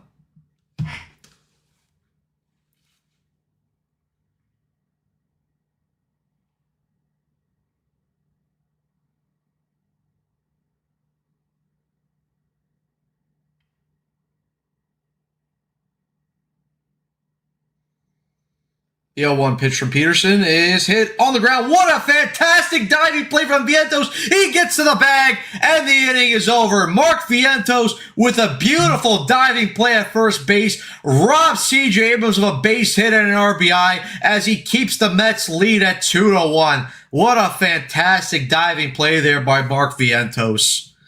So we head to the top of the sixth. The Mets still lead here, but their lead is cut down to 1 on the fielder's choice there by the Nationals. But again, Mark Vientos with a fantastic diving play there to keep the Mets lead at 2-1.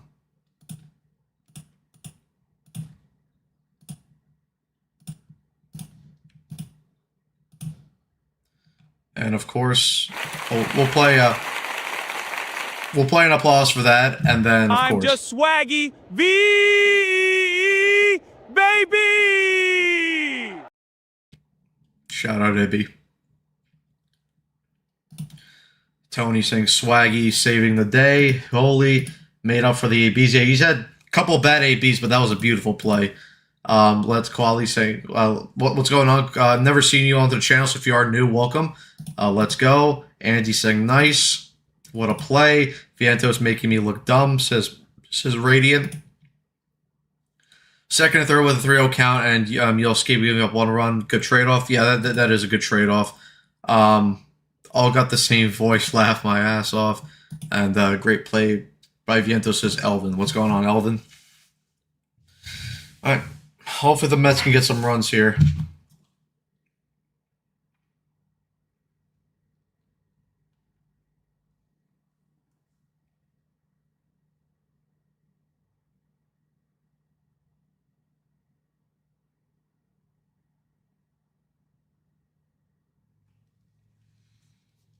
All right, there's a look at the 6th inning recap. And there's the replay there, that beautiful diving play there by Vientos. Snagged C.J. Abrams of an RBI single there. Probably would have been a double because that would have been right down the line. Now here's Juan Soto to lead off here in the top of the 6th, and he takes that first pitch in for a strike, 0-1.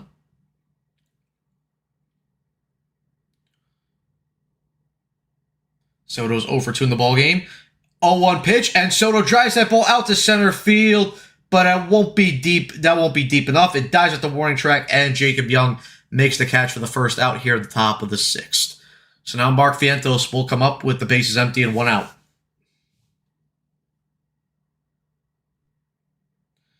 All right, Vientos is 0-2 with a strikeout and a fielder's choice.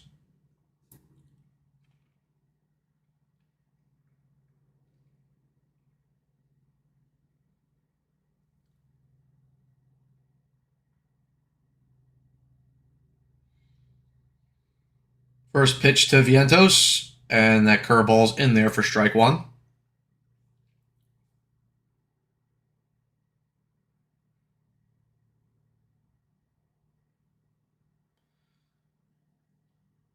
The 0-1 pitch to Vientos is swung on and missed as Vientos swings and misses over that sinker, 0-2.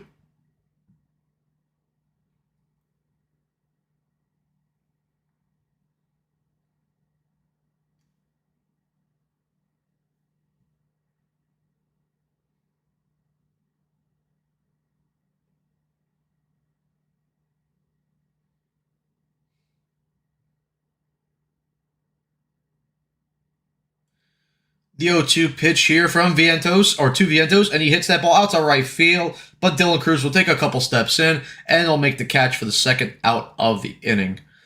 So now Brett Beatty will come up with the bases empty and 2 outs. She wanna go viral.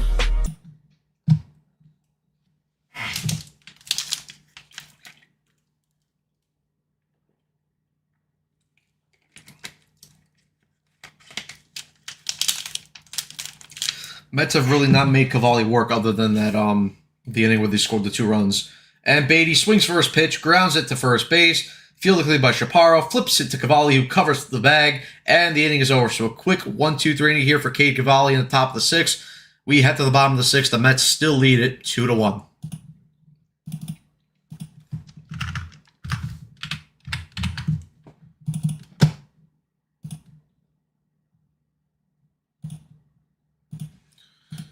And now let's see if that will be it for Peterson or he'll come out for the bottom of the 6th.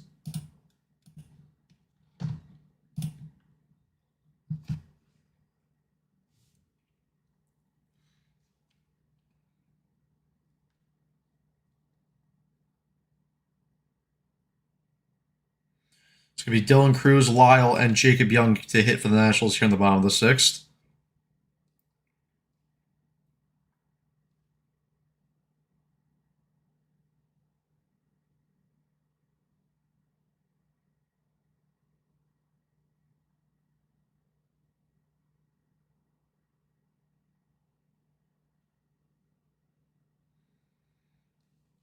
And it will be Brazoban to come into pitch, so let's play the song.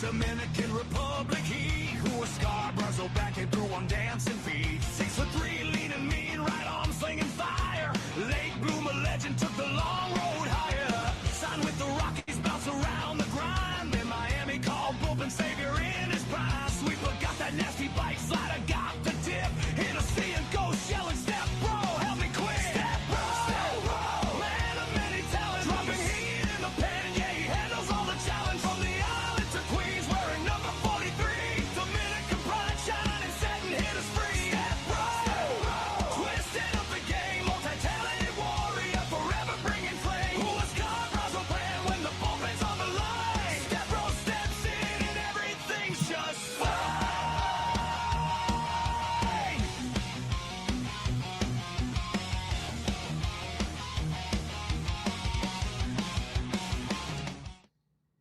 Hola! Step Bro is here, and I'm a man of many talents! Shout out, Ibby. First pitch here to Dylan Cruz, and that pitch is in there for strike one. Ibby does great work with these AI videos. The 0-1 pitch misses down and away with the sinker, so 1-1 count. Cruz is 0 for 1 in the ball game, and he walked in his first AB. Flew out in his second AB. The 1-1 pitch from Brazoban. That ball's hit right at Bichette, who comes up with it, throws over to first base, and 1 out here at the bottom of the 6th.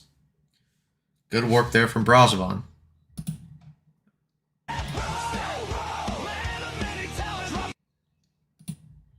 All right, now Daniel Lyle will come up. He's 1 for 2. Singled in his last AB back in the 4th. Hornet saying, what's going on, Hornet? Can we recruit the Nats hitting coach? Whatever he's doing, it works. It does. First pitch here to Lyle, and that sinker clips the top of the strike zone. 0-1. BB is saying it should be 3-1, but bunting is for weak men. Lyle fouls that pitch back into the seats. So now Brazoban quickly ahead here, 0-2.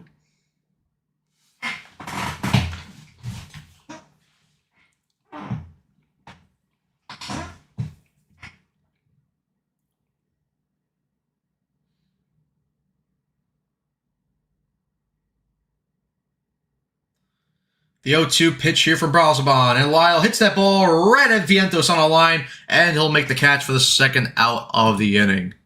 So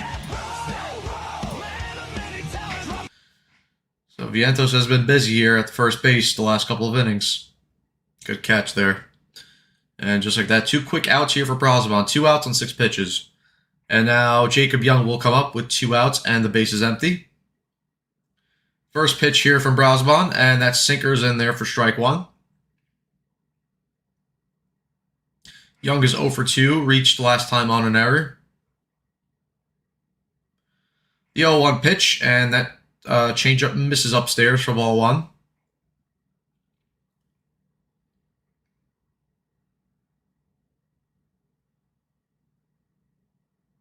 The 1-1 pitch, and that ball is hit right at Beatty, who fields it cleanly and throws over to first base. And just like that, the inning is over. So Huascar Brazoban comes out of the bullpen and has a strong 1-2-3 inning. We head to the top of the 7th. The Mets lead it 2-1. And also, since Beatty made the play, we have to also... She wanna go viral. All right, so there we go. Top of the 7th here. The game is moving along quickly. Let's hope the Mets can get some runs here for some run support.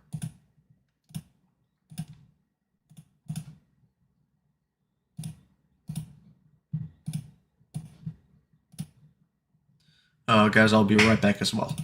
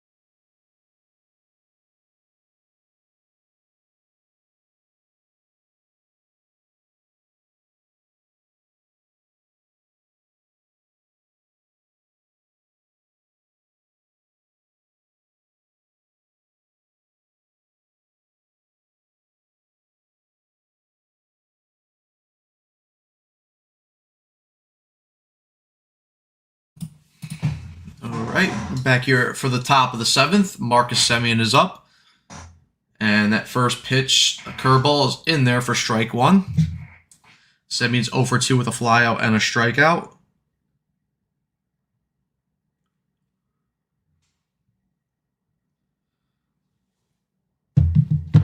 The 0-1 pitch to Semien clips the inside part of the strike zone, 0-2.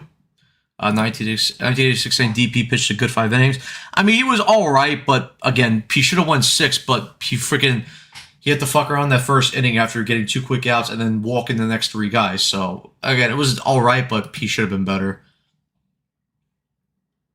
0-2 pitch here to Semien, and he chops that one foul. Count remains 0-2. Two Cats saying the aura is just radiating off of Swaggy today. Pantry saying, now that's how you pitch. Good work, Step Bro. Pearson, take notes.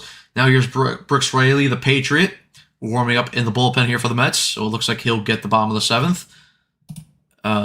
Horn saying pretty solid numbers for Step Bro. 3-1 record and a 1.85 ERA. And Two Cats saying just realized the guy's only had 68 pitches. Now about to throw a 70th pitch. And Semien fouls that pitch back to the seats. Yeah, they gotta get this guy out of the bull, or get him out of the game now, because they have not done a good job at making him work at all. You know, other than that one inning where they got the base loaded and Bo Bichette drew. Yeah, because like I said, even by the pitches by the inning, 7, 8, 20, 15, 10, 6, 4 right now. So again, aside from the 3rd and the 4th, they haven't really made him work. Semien lays off there on the sweeper outside. Count now 1-2.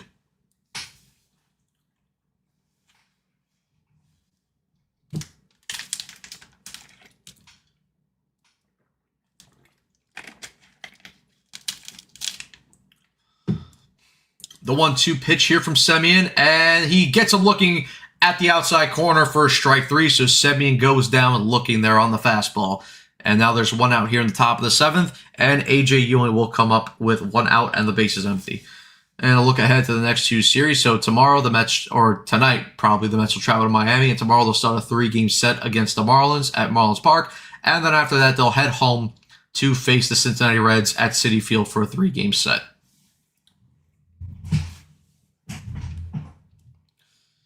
First pitch here to Ewing, and he lays off that changeup outside for ball 1.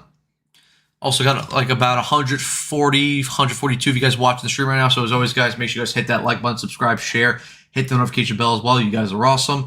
Ewing is 0 for 2 with 2 strikeouts. And of course, we always, all of us here at Mets Weekly appreciate you guys. Carson, Andrew, Frank, Evan, me. We all appreciate you guys. You guys are awesome. Ewing fouls off that fastball. Count now 1-1. Looking at the Marlins, 22-28 record. They lost 6 of their last 9. Their starter ERA sits at a 4.93, third worst in the NL, and their bullpen ERA is 3.38, the 5th best in the National League. Otto Lopez with the league's best batting average this year with a 3.49. The 1-1 pitch to Ewing misses up and away for ball 2.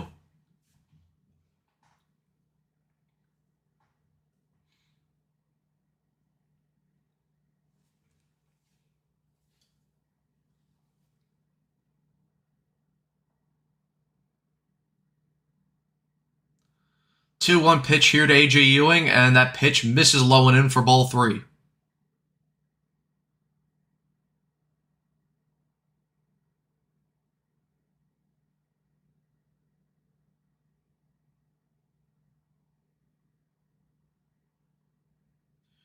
Cavalli has the pitch, and he's set 3-1, and he misses outside for a ball 4. So A.J. Ewing draws a 1-out walk here in the top of the 7th, and now M.J. Melendez will come up to the plate.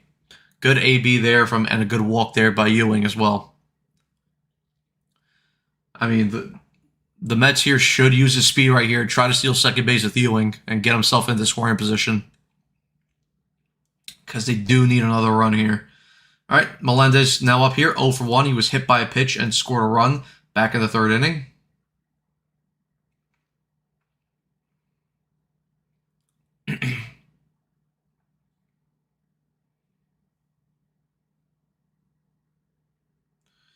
All right, Ewing leading off first base with a pretty good lead there. Cavalli checks back, and Ewing's back in safely. Chaparro dropped the ball there, and that's 1 disengagement.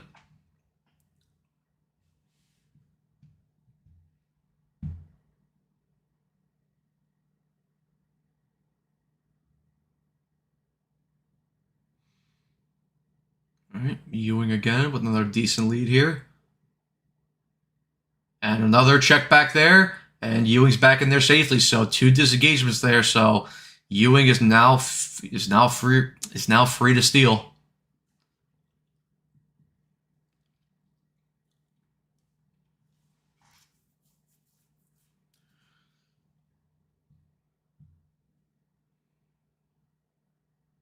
All right.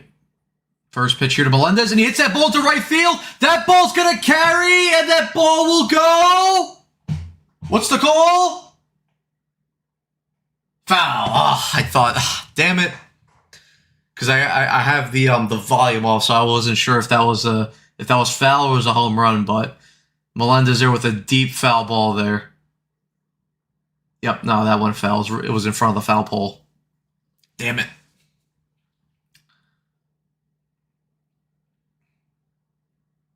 Oh, 1 pitch to Melendez, and a pitch out here by Ruiz. And Ewing will not steal.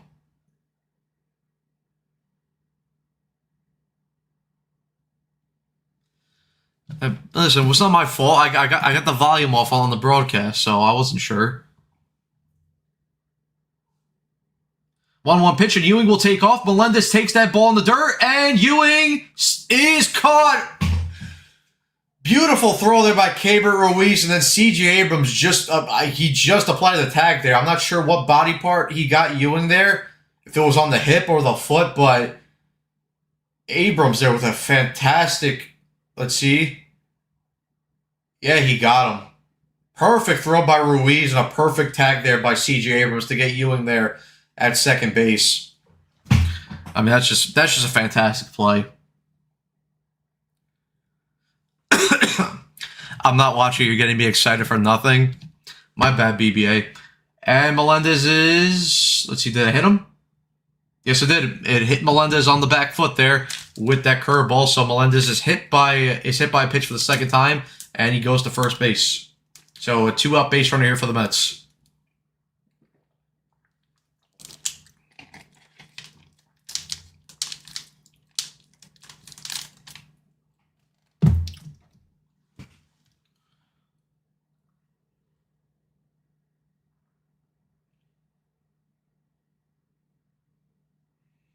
All right, now a mound visit here. Nationals pitching coach will come out to talk to Cavalli.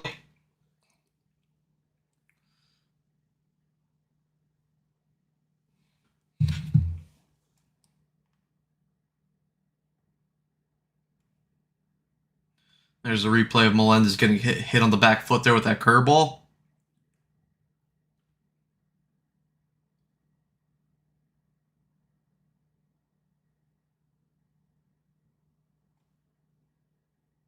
All right, Clayton Beeter, the right-handed pitcher, warming up in the Nationals bullpen.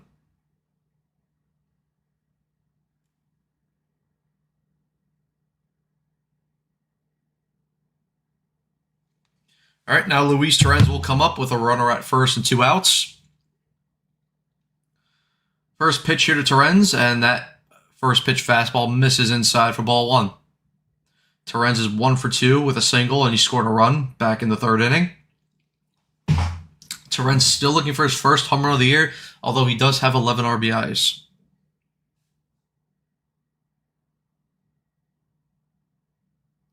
Cavalli there with a check back to Melendez, but he's back in at first base safely.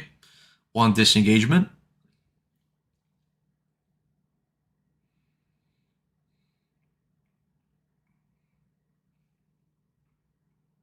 And another throw over.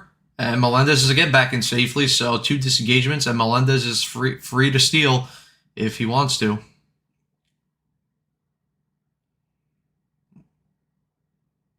That was a bit closer, but Melendez, I believe, got back in safely just with the hand.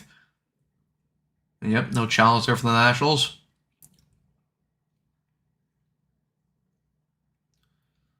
The 1-0 pitch to Torrens, and that slider clips the outside zone for strike 1.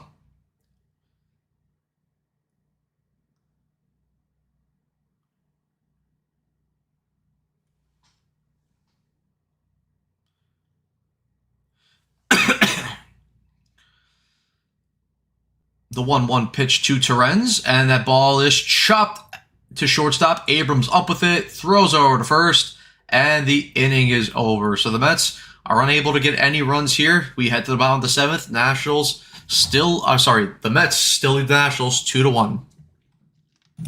And I would assume that it will be Brooks Raley, the Patriot, in the pitch.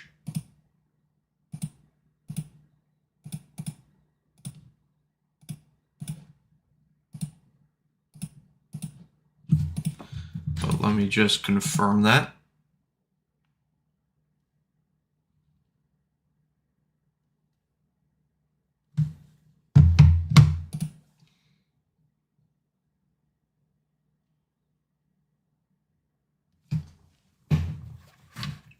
And yes, Brooks Raley is on the pitch.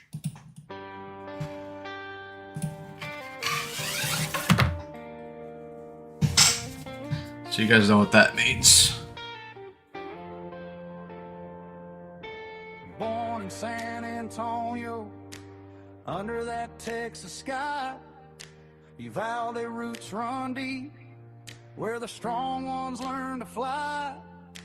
Texas A&M Aggie, and drafted by the Cubs, chased the dream through the bushes, never once gave up. From the mound is firing, left arm slinging heat, slider biting hard, putting batters in defeat.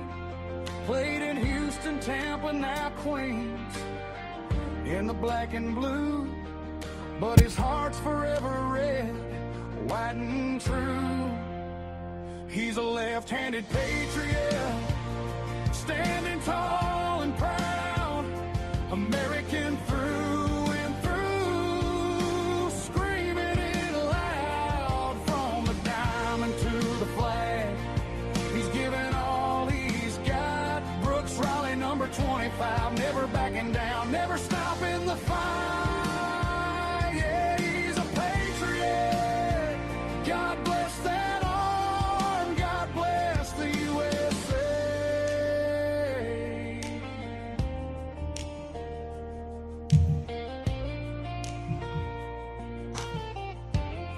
All right. First pitch to Raley. First pitch from Raley as he faces Nelson Nunez, and that first pitch is in there for a strike. Nunez is 0 for 2 with a fielder's choice and a flyout. The 0-1 pitch from Raley hits the zone for strike 2. So Raley quickly ahead here in Nunez 0-2.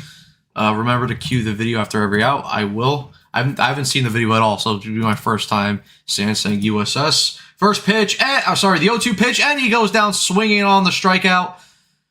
Raley gets the first out here in the bottom of the 7th. Great pitch there. American through and through, screaming it loud. That's a great video. Shout out to me again. Got him on the changeup there. So 1 away here in the bottom of the 7th. And now Keibert Ruiz, the 9-hole hitter, will come up. He's 2 for 2 in this ball game. He came around to score the only run of the ball game for the Nationals. And that first pitch misses outside for ball 1.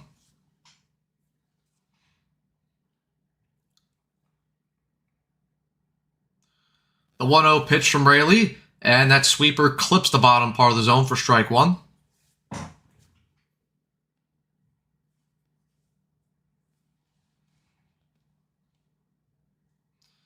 The 1-1 pitch from Raley, and again, that sweeper catches the outside part of the plate. Count now 1-2 on Keibert Ruiz.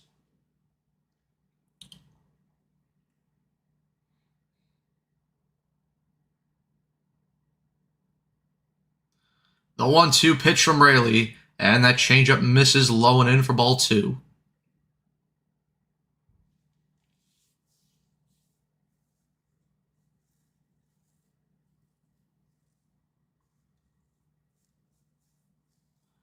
The 2-2 pitch here from Raley, and that ball is hit on the ground right at Bichette. He's up with it, throws over to first base, and 2 outs.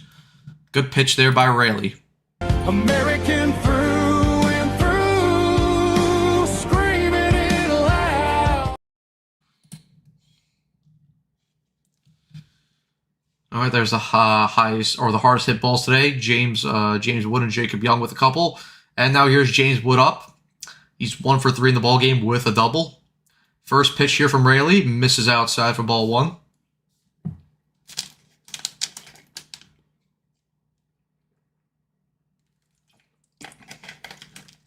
The 1-0 pitch from Raley, and Wood swings and misses over that pitch. 1-1.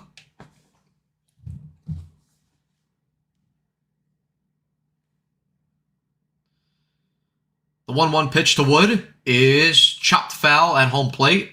And it goes off of Torrens, and it looks like he's a little bit shaken up there. Got that right off the thigh, off the right thigh to be exact. He'll walk that off, so he should be fine.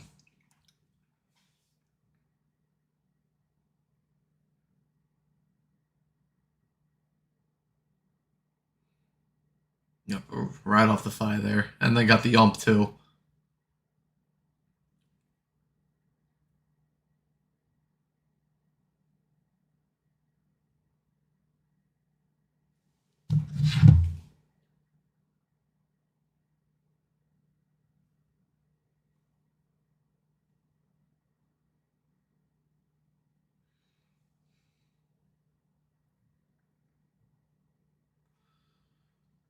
One-two pitch, and guess that ball missed. I don't know, I guess it wasn't a.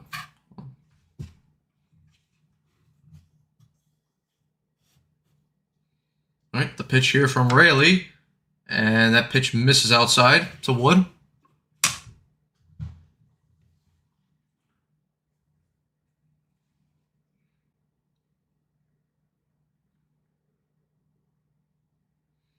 The next pitch from Raley, and Wood goes down swinging and missing on the changeup. Brooks Raley here with a strikeout on James Wood, and he's able to get through the 7th inning scoreless. So we head to the top of the 8th. The Mets still lead 2-1, and their bullpen right now is looking very good. A strong inning from Brosman and a strong inning from Raley. American through and through, screaming it loud. That video is great.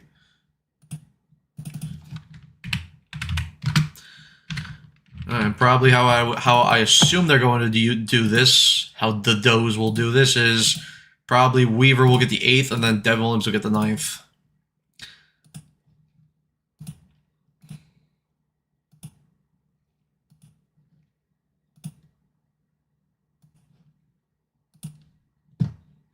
Howdy, folks. What's going on, Stoned? How you doing? Danny saying, hate when the Mets only have a one-run lead. Listen, I'm not sure anyone likes it when their team only has a one-run lead. So I don't think you're alone in that, Danny. Me, myself, I don't like it either. But they're 6 out away from at least salvaging a split here against the Nationals.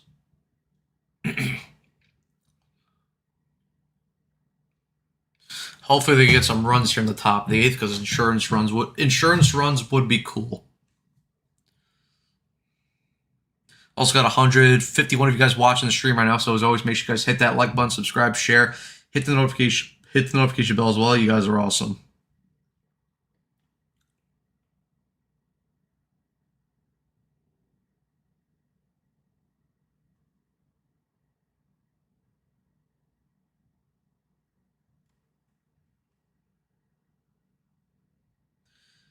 All right, and it's going to be top of the order here, leading off for the Mets. It's going to be Benj, Bichette, and Soto. As Clayton Beeter is also in from the Nationals bullpen. So Cavalli is out of the game after 7 innings.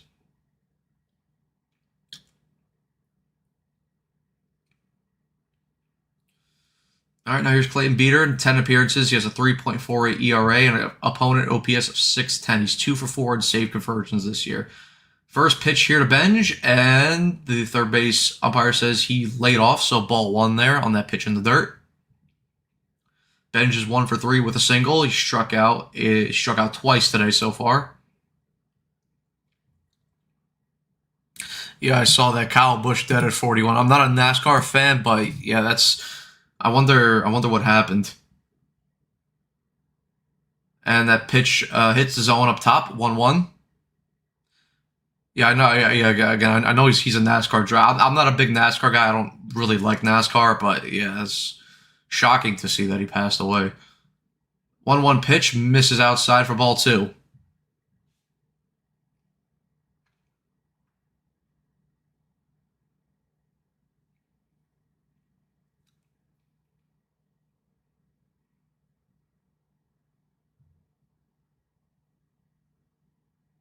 Two one pitch here to Benj, and he drives that ball out to center field, but that will be hit right at Jacob Young as he take a couple steps to his left, and he'll make the catch for the first out of the inning. So now Bo Bichette will come up with nobody on and 1 out, and yes, Luke Weaver is warming up in the bullpen here for the Mets. So yeah, he'll get the bottom of the 8th, and then if the Mets, Devil him shook at the 9th inning. All right, now here's Bo up for his 4th AB. He's 1 for 2 with a 2-run single. Back in the 3rd. First pitch to Bo, misses outside with that fastball, 1-0.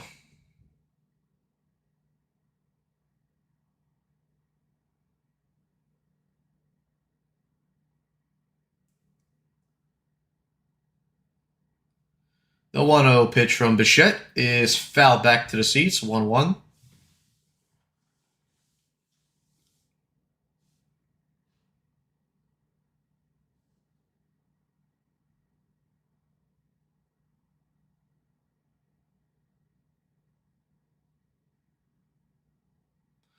The 1-1 pitch from Bichette, and he drives that ball out to left field, but that ball will go foul. Wood looked like Wood looked like he might have had a chance there to catch it, but just couldn't get to it in time as that ball lands foul.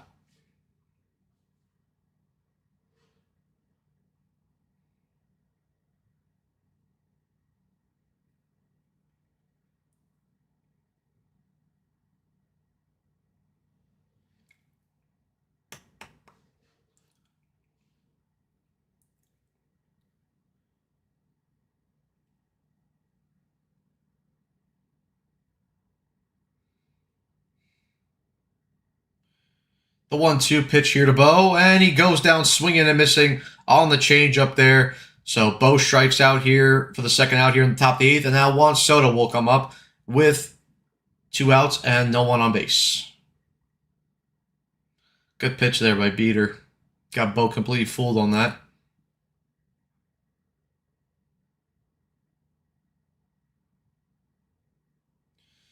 All right, now here's Juan Soto, who's 0 for 3 today, as he faces Clayton Beeter for the first time. First pitch, and that ball's bouncing the dirt. 1-0. Here comes a solo. I mean, listen, I'll take a solo home run right now. Makes a 3-1 ball game for the Mets. Yeah, Soto grounded out, struck out, and flew out in his last AB. And yeah, 41 is young. BBA. The 1-0 pitch to Soto, and that ball misses in the dirt. 2-0.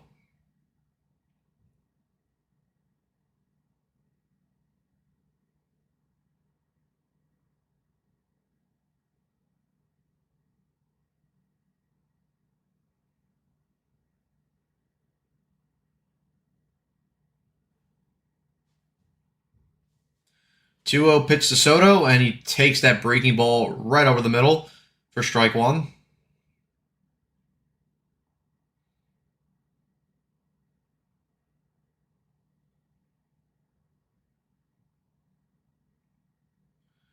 Two 1 pitch here to Soto, and that fastball misses up and away for ball 3.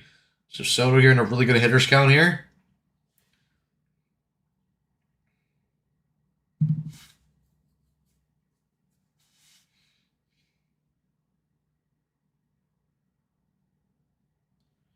Three 1 pitch here to Soto, and that breaking ball just clips the top of the zone.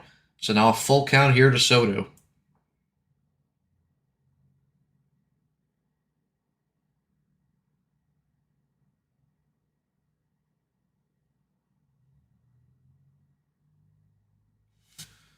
Soto won't get it. I mean, the one that he took for strike one, that was a pretty good pitch. They probably should have swung at. All right, let's see what he does. 3-2 pitch to Soto, and he holds up on the swing, and Soto draws a 2-out walk here in the top of the 8th, and now Mark Vientos will come up. Good AB from Soto. It's his first time on base today, this afternoon. And yep, he held the swing. The Dream Weaver warming up. Yes, he is. And Sand saying, so tired of all these pitchers pitching like Cy Young. Yeah. Come on, Mark. Vientos is 0 for 3 in the ballgame today, and he takes that first pitch at the knees for strike one. Vientos struck out, hit into his fielder's choice, and lined down his last AB.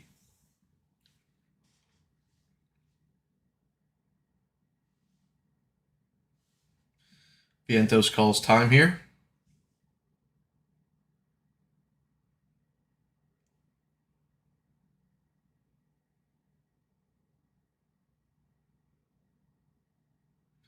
Soto leading off from first base. The 0-1 pitch, and Vientos with another disastrous swing. Complete swings and misses over that changeup, and he's down in the count 0-2.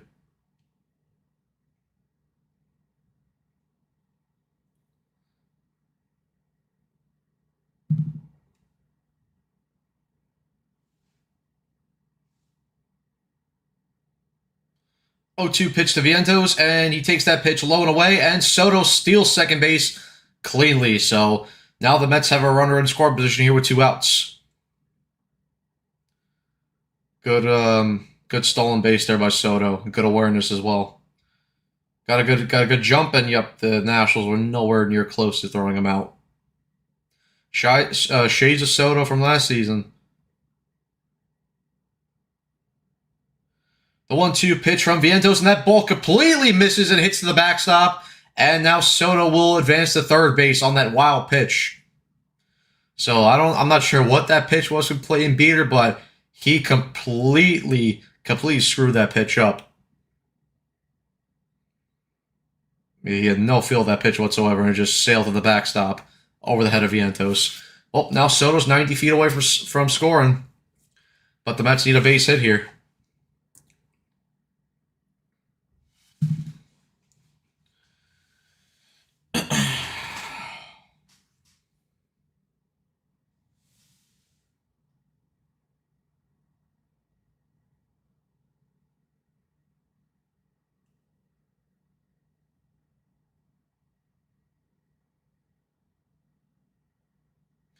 2-2 pitch here to Vientos, and he takes that pitch low and away for ball 3, so full count here to Vientos.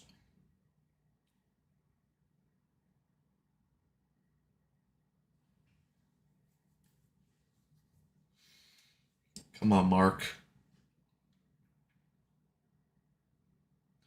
3-2 pitch, and Vientos goes down swinging on the changeup for strike 3. So the Mets lingered here with a run as Soto got to third base there, but they're unable to bring him in. So we head to the bottom of the 8th. Mets still lead 2-1.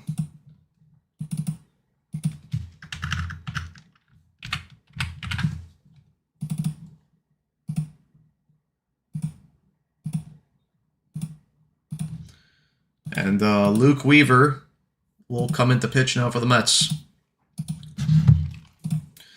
As he'll face Meade, he'll face Chaparro, and then he'll face C.J. Abrams as well.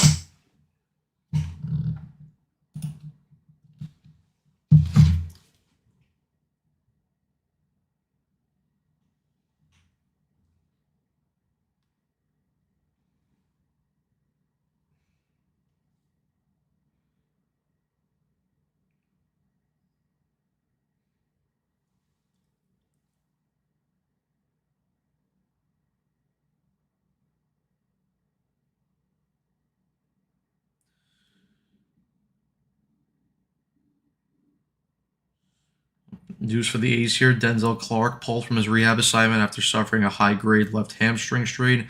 He'll be reevaluated at the All-Star break, so that's a loss right there for the A's.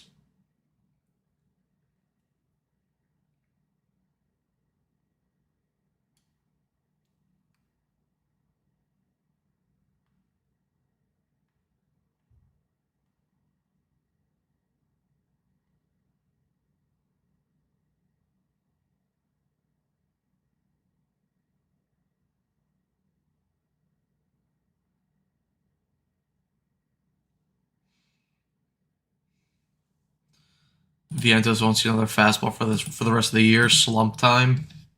I mean, again, we know that Vientos his main deficiency is he's not a consistent player. You know, he'll have some times where he hits really well and he looks like he's unstoppable, and then he'll go through times where he looks like he never picked up a baseball bat before.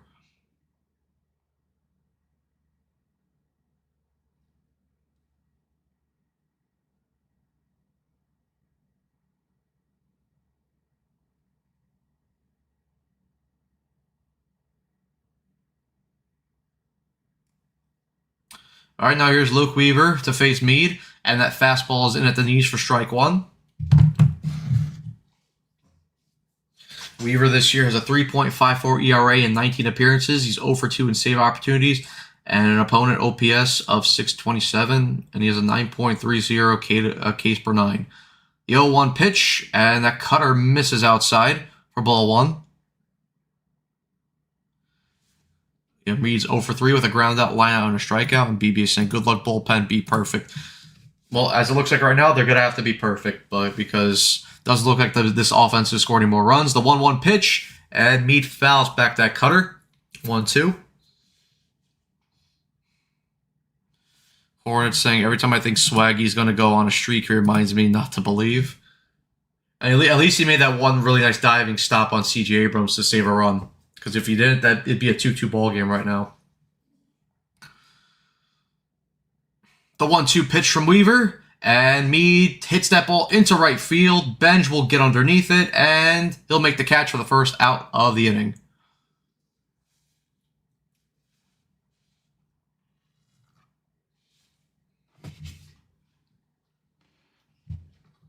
All right, now Andres Chaparro will come up with one. Oh, no, sorry. The Nationals will actually pinch hit here, and Jorbit Vivas will come up to hit with 1 out and no one on base. Vivas batting .242 this year, no home runs, 4 RBIs, and a .638 OPS.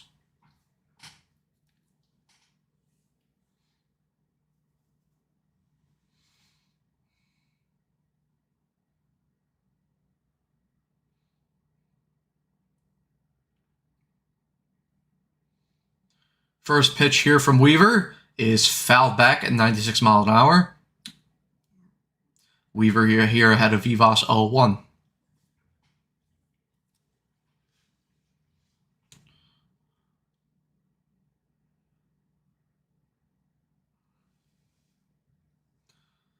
The 0-1 pitch from Weaver misses down and away for ball 1.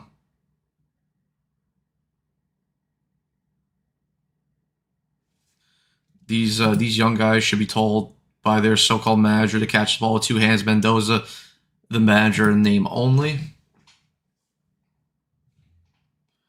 All right, Weaver's got his pitch. He's into his windup with the 1-1. And Vivas swings and misses through that outside fastball. Count now 1-2.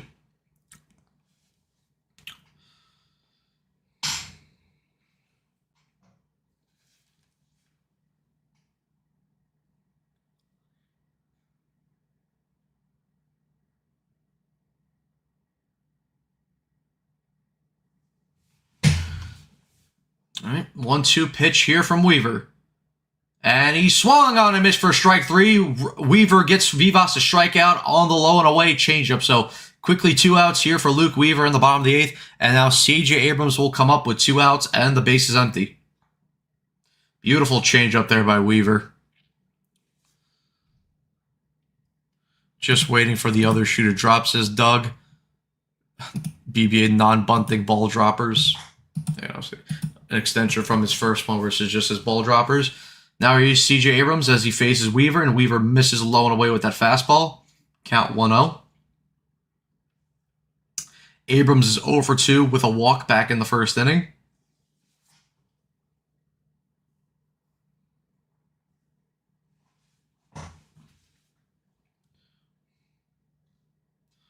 The 1-0 pitch here, and that fastball misses down and in for ball 2.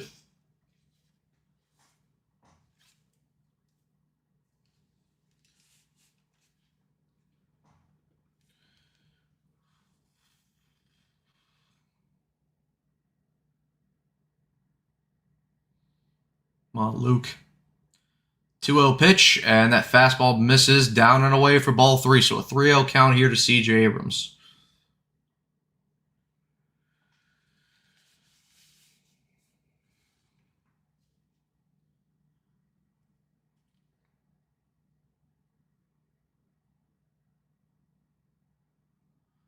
Rio pitch here to Weaver, and that fastball misses down for ball 4. So CJ Abrams draws a 2-out walk here, and now he'll head to first base. So the Mets have to watch him because he's definitely going to be a stolen base threat here with 2 outs.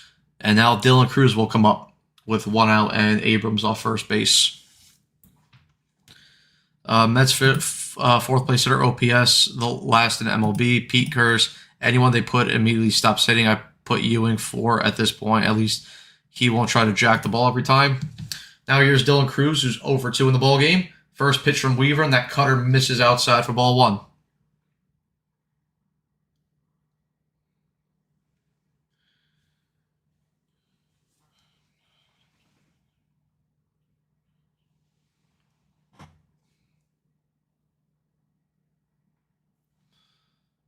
One 0 count here from Weaver, and that fastball misses down and in for ball 2.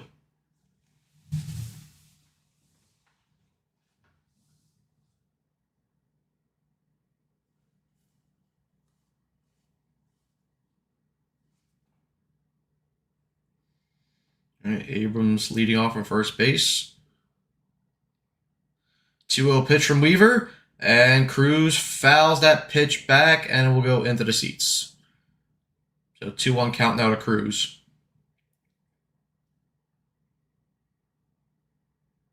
And there's Devin Williams warming up in the Mets bullpen here.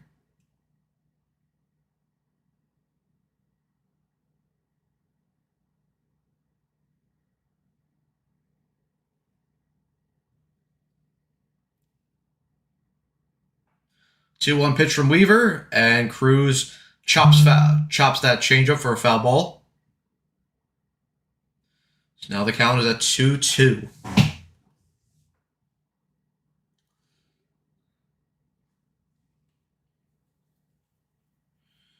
Doug saying Weaver not afraid of anyone, just scared of CG who took him yards to the field. Yeah, Abrams obviously was the one that hit the winning home run off of Weaver back at the Sears at Citi Field where the Mets dropped 2 out of 3. 2-2 pitch from Weaver, and that ball's hit on the ground right at Bichette. Bichette up with it over to first base, and he got Cruz out at first base. So Luke Weaver comes in and has a pretty easy bottom of the 8th, aside from the C.J. Abrams 4-pitch walk. But the Mets and Weaver don't give up any runs here. We go to the top of the 9th. The Mets still lead 2-1.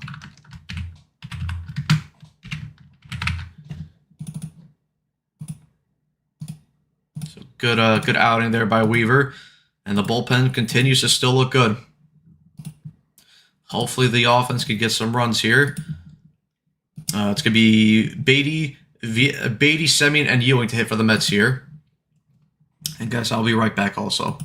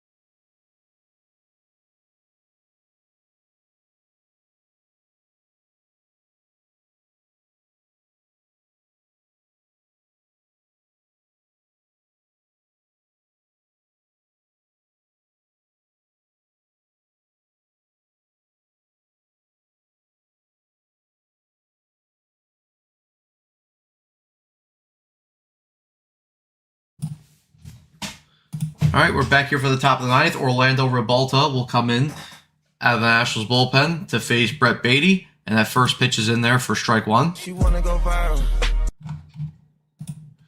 Couple of defensive changes here for the Nationals. Vivas goes to third, Mead at first, and like I said, Ribalta's into pitch here for the Nationals. Beatty's 1 for 3 in the ballgame. The 0-1 pitch, and he chops that foul at home plate. So now 0-2 count. Yeah, Beatty hit that single back in the 4th inning.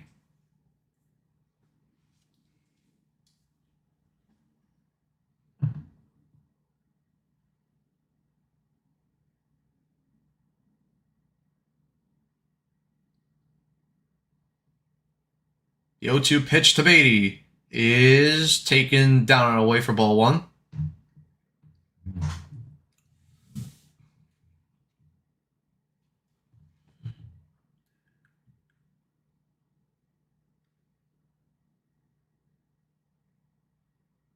The 1-2 pitch to Beatty is driven out to right field. That's going to get over the head of Nunez at second base, and that's going to get down to right field for a base hit. So Beatty with the leadoff single here at the top of the 9th, and that's his second hit of the ball game and the 5th hit of the night, the 5th hit of the afternoon for the Mets as well.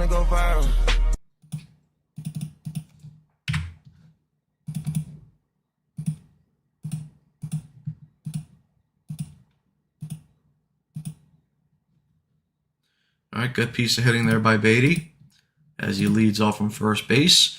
And now Marcus Semien will come up, who's 0 for 3 in the ballgame. First pitch swinging, and Semien swings over that slider. 0-1. Panthers saying, come on, score a run, please. I hope they do. So yeah, Semien's 0 for 3 with a flyout and 2 strikeouts. What's going on, Wahab? The 0-1 pitch to Semien, and he hits that ball down the third base line, but foul.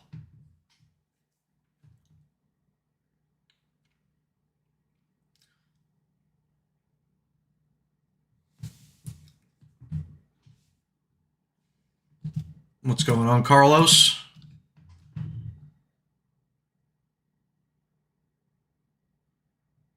The 0-2 pitch to Semien, and that changeup misses low and away for ball one.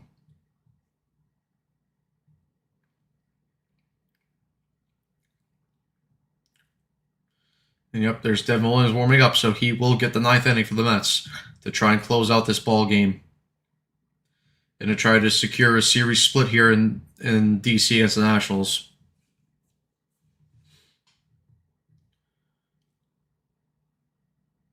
The 1-2 pitch from Rebalta, and Semien hits a chopper at third base. The third baseman fields it, and Semien beats it out for an infield single. So Marcus Semien there with a single there, and now the Mets have runners at first and second with nobody out. The third baseman, Vivas, tried to make that play, but Semien there was just too quick for him. Let's see if they challenge this one. Or let's see the replay here. And ooh, it's close. I'm sure the Nationals will challenge it.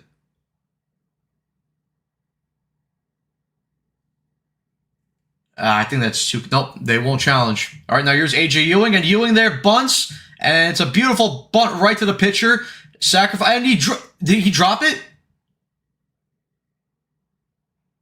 He dropped the ball. The first baseman, me, drops the ball. The pitcher had him clear there for an out, and he dropped the ball, so Ewing is safe at first base, and everyone's safe at their respective bases, and now the bases are loaded with nobody out here in the top of the 9th.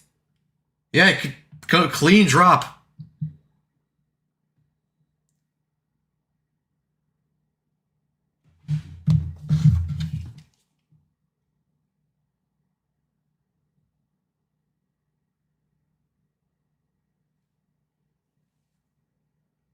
All right, listen, please get some runs here. Come on, man.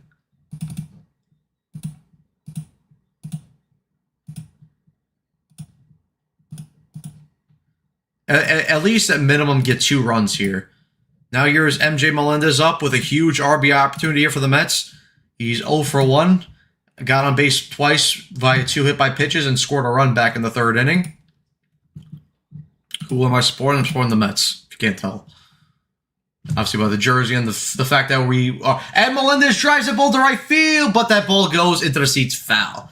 But if you can't tell, we're in the jersey, and the channel name is Mets Weekly, so we're Mets fans here.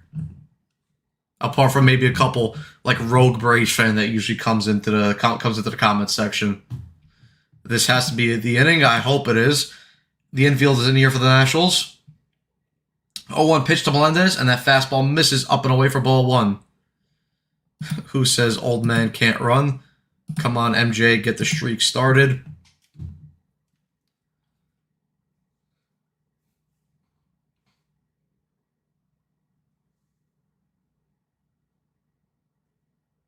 The 1-1 pitch here to Melendez, and he goes after and swings at that up and away fastball. Count now 1-2 on Melendez.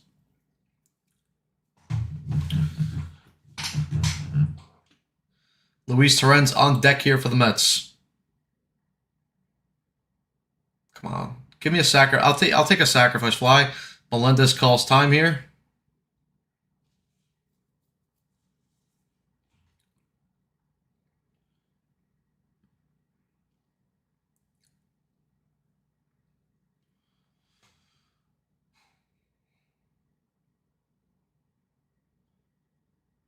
One-two pitch from Melendez. And he hits that ball into right field. And it's going to go foul. Melendez just way out in front of these balls here. Saying, hoping and praying that the Mets score a run here. I sure hope that they score a run, Stan.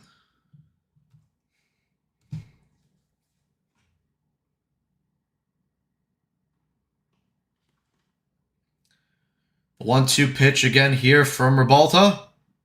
And that pitch is in the dirt. And Ruiz with a good job at keeping the ball in front of him. No one moves up. And the count's now 2-2 to Melendez. All right. So, Beatty leading off from third. Semien at second. And Ewing off at first.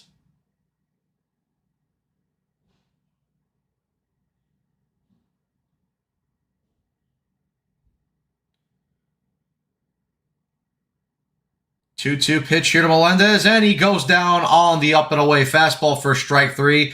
So the Nationals get a huge strikeout here on MJ Melendez. And now Luis Torrens will come up with the bases loaded and 1 out. It's never easy.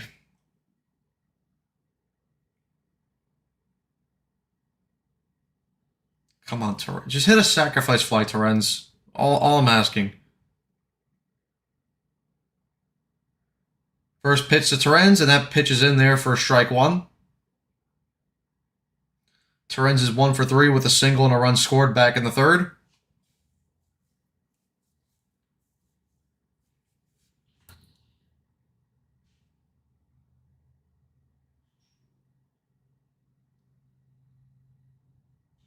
The 0-1 pitch to Torrens, and Torrens drives that ball into... Oh, and it's going to be caught by Nunez on a line. It looked like he was going to get it to center field and drop for a couple of runs to score, but Nunez with a great play there to track down that line out. And now there's 2 outs here in the top of the 9th. I thought that was getting over the head of everyone and getting it to center field, but Nunez with a great job there. Now 2 outs here, and Carson Bench will come up with the bases loaded, and the Nationals bullpen, I'm sure, will come back. Will at least play back now. First pitch here to Bench, and that ball hit him. Nope, it didn't, and it didn't roll away enough. So Beatty stays at 3rd. 1-0 count to Bench. Bench should have just took it. Take one for the team, Carson. Come on.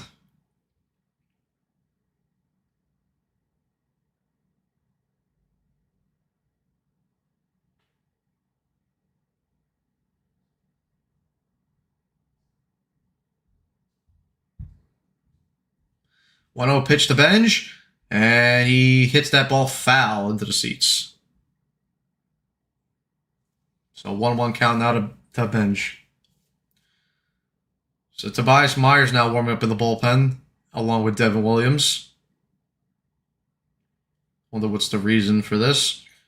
Maybe they're just trying to let Myers toss, but not sure. The 1-1 count here to Bench, and he takes that fastball up and away for ball 2.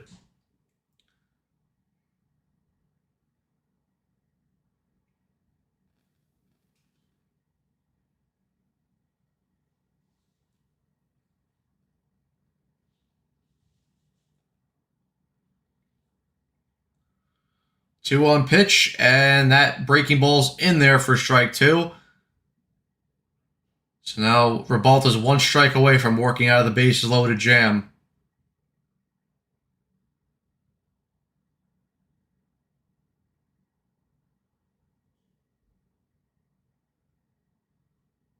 Yeah, I guess. 2-2 pitch to Bench, and he fouls that pitch. He fouls that pitch off, so count remains 2-2. Yeah, it's a good point, Dwayne. Yeah, if the Mets blow it open, they could use Myers.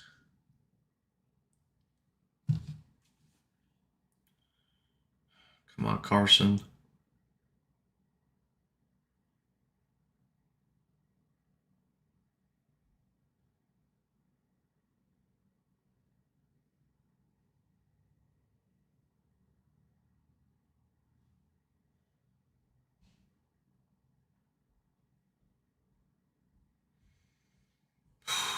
Two pitch here to Bench from Rebalta.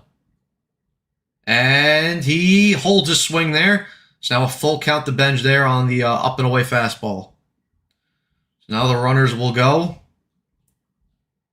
And it's a full count to Carson Bench here. Come on, Carson.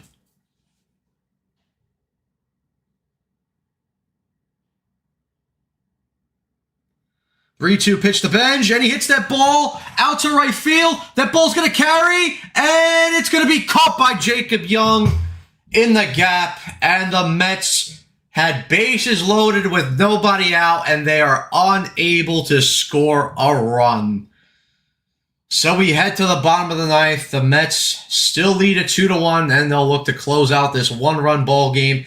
Devin Williams will come on to try and get the save and close it out.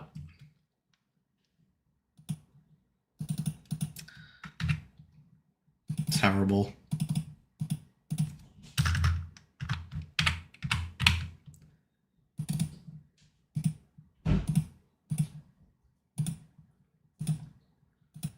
Well, hopefully Williams can close this out. Because listen, if the Mets somehow lose this game, they have no one to blame but themselves. Because the offense had plenty. I mean, listen, you had your opportunity right there. That's on you if you can't score any runs there.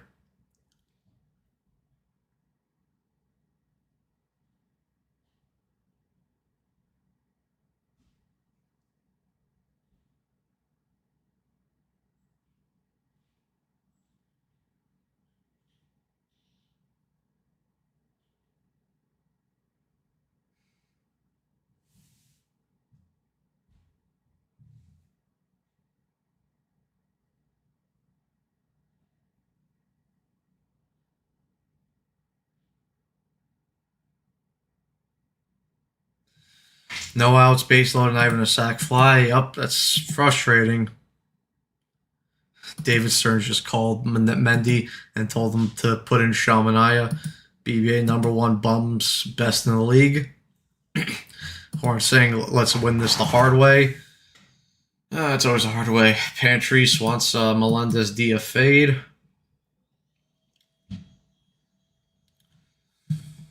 All right. Devin Williams will come in. And he'll come in to face Dalen Lyle, Jacob Young, and Nasim Nunez. All right, Devin Williams has a 4.60 ERA this year in 18 appearances. He's 6 for 7 in save opportunities. Has an opponent OPS of 699, a WHIP of 1.47, and a Ks per 9 of 13.79.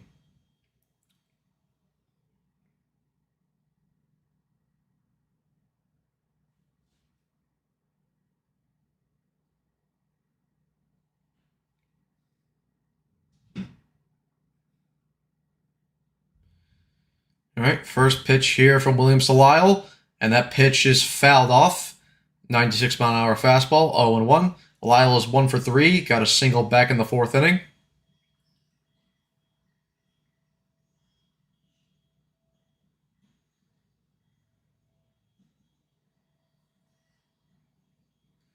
The 0-1 pitch is hit into center field. Ewing will come in and... Oh, what? Oh, no! Oh, he fucking dropped the ball. Jesus Christ. How the fuck do you misplay that, dude? How do you misplay that? It's an easy fucking out. How do you fucking misplay that? And now Lyle's at second base with nobody out.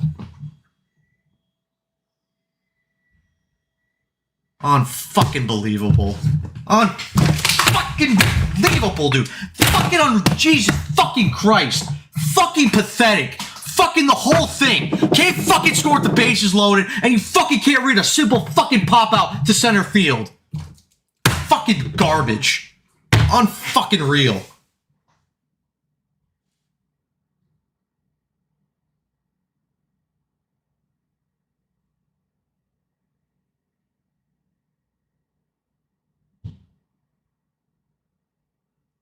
Oh, because you can't fucking score one run with the bases loaded and nobody out. You can't get one fucking sacrifice fly. Fucking embarrassing. Now here's Luis Garcia to pinch hit for Jacob Young.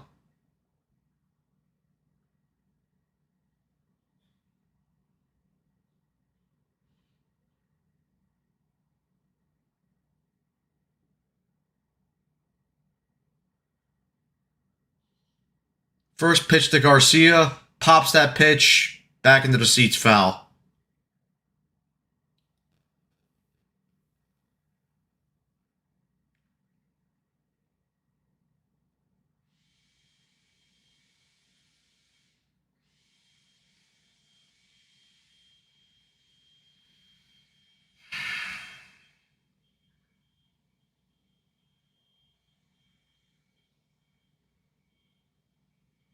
Oh, 1 pitch from Williams. Beautiful fastball there.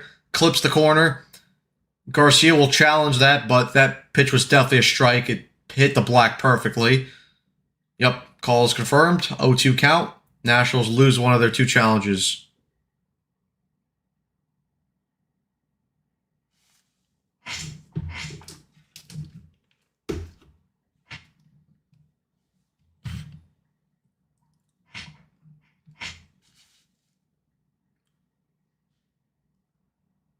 Oh, 2 pitch by Williams. Chopper hit the Bichette, and he'll throw it over. 1 out here, but Lyle moves up to third base here. So now the tying run is 90 feet away. And Nasim Nunez will come on to hit. Or will come up to hit. Bro, please don't go to extra. I don't want to watch extra innings. Nationals will go to their bench here. Jose Tena comes in to pinch hit for Nasim Nunez. He's batting .247 this year with 3 home runs, 13 RBIs, and a .748 OPS.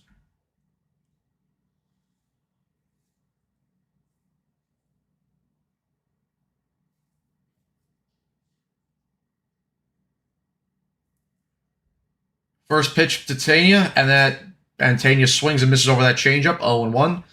Beautiful changeup there by Devin Williams.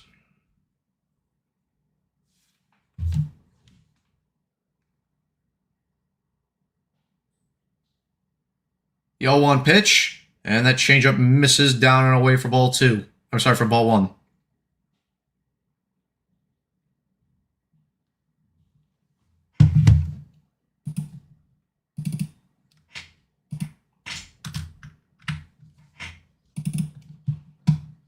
The 1-1 pitch to Tena, and that fastball misses up and away for ball 2.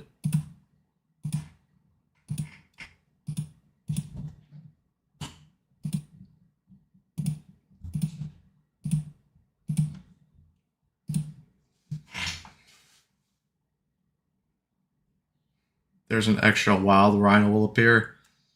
Well, at least that's good news, but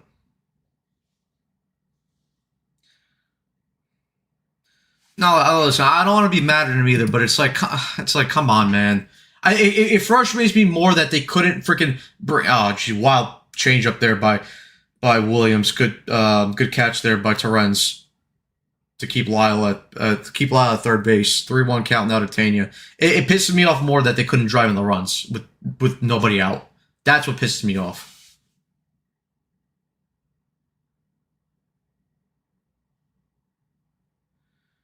.3-1 pitch, beautiful change up there by Williams. It's Tena to swing over that. Now a full count, and yeah, that's what I was saying. It's the bases loaded thing that pisses me off more.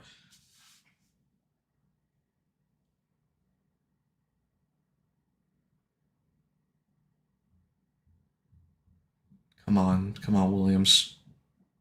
3-2 pitch from Devin Williams. Beautiful change up there. Gets Tena to swing and miss. And now there's 2 outs here in the bottom of the 9th. Beautiful change up there by Devin Williams to get Jose Tena to strike out. Now the Mets are 1 out away from getting a series split here in the nation's capital. Come on, Devin.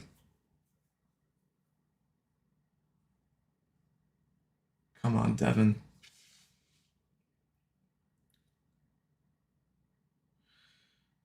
And now here's Keibert Ruiz up as the final hope for the Nationals. He's 2 for 3 with 2 singles so far, and he scored the only run here for the Nationals.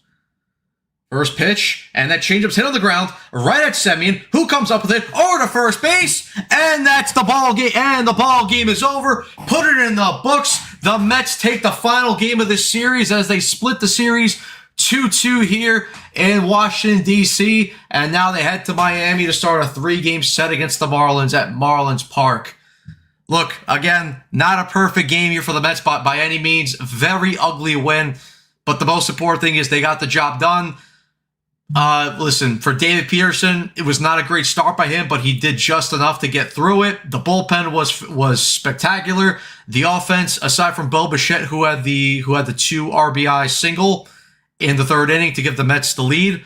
Other than that, the offense was not great at all. Not a lot of great ABs, and then obviously the top of the 9th could have really cost them, of course.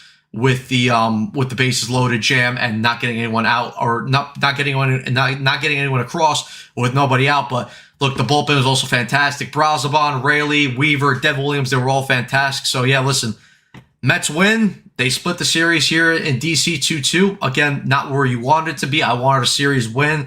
But listen, maybe they freaking go into Miami. Maybe they sweep the Marlins. Not counting on it, but who knows? But yeah, Peterson gets the win. Cavalli gets the loss. Devin Williams gets his 7th save of the year. Mets win 2-1. Their record now is at 22-28. They're 6 games under 500. And look, they just got to keep on winning. But yeah, guys, listen, no post game today because I have to go do something after the game. But yeah, listen.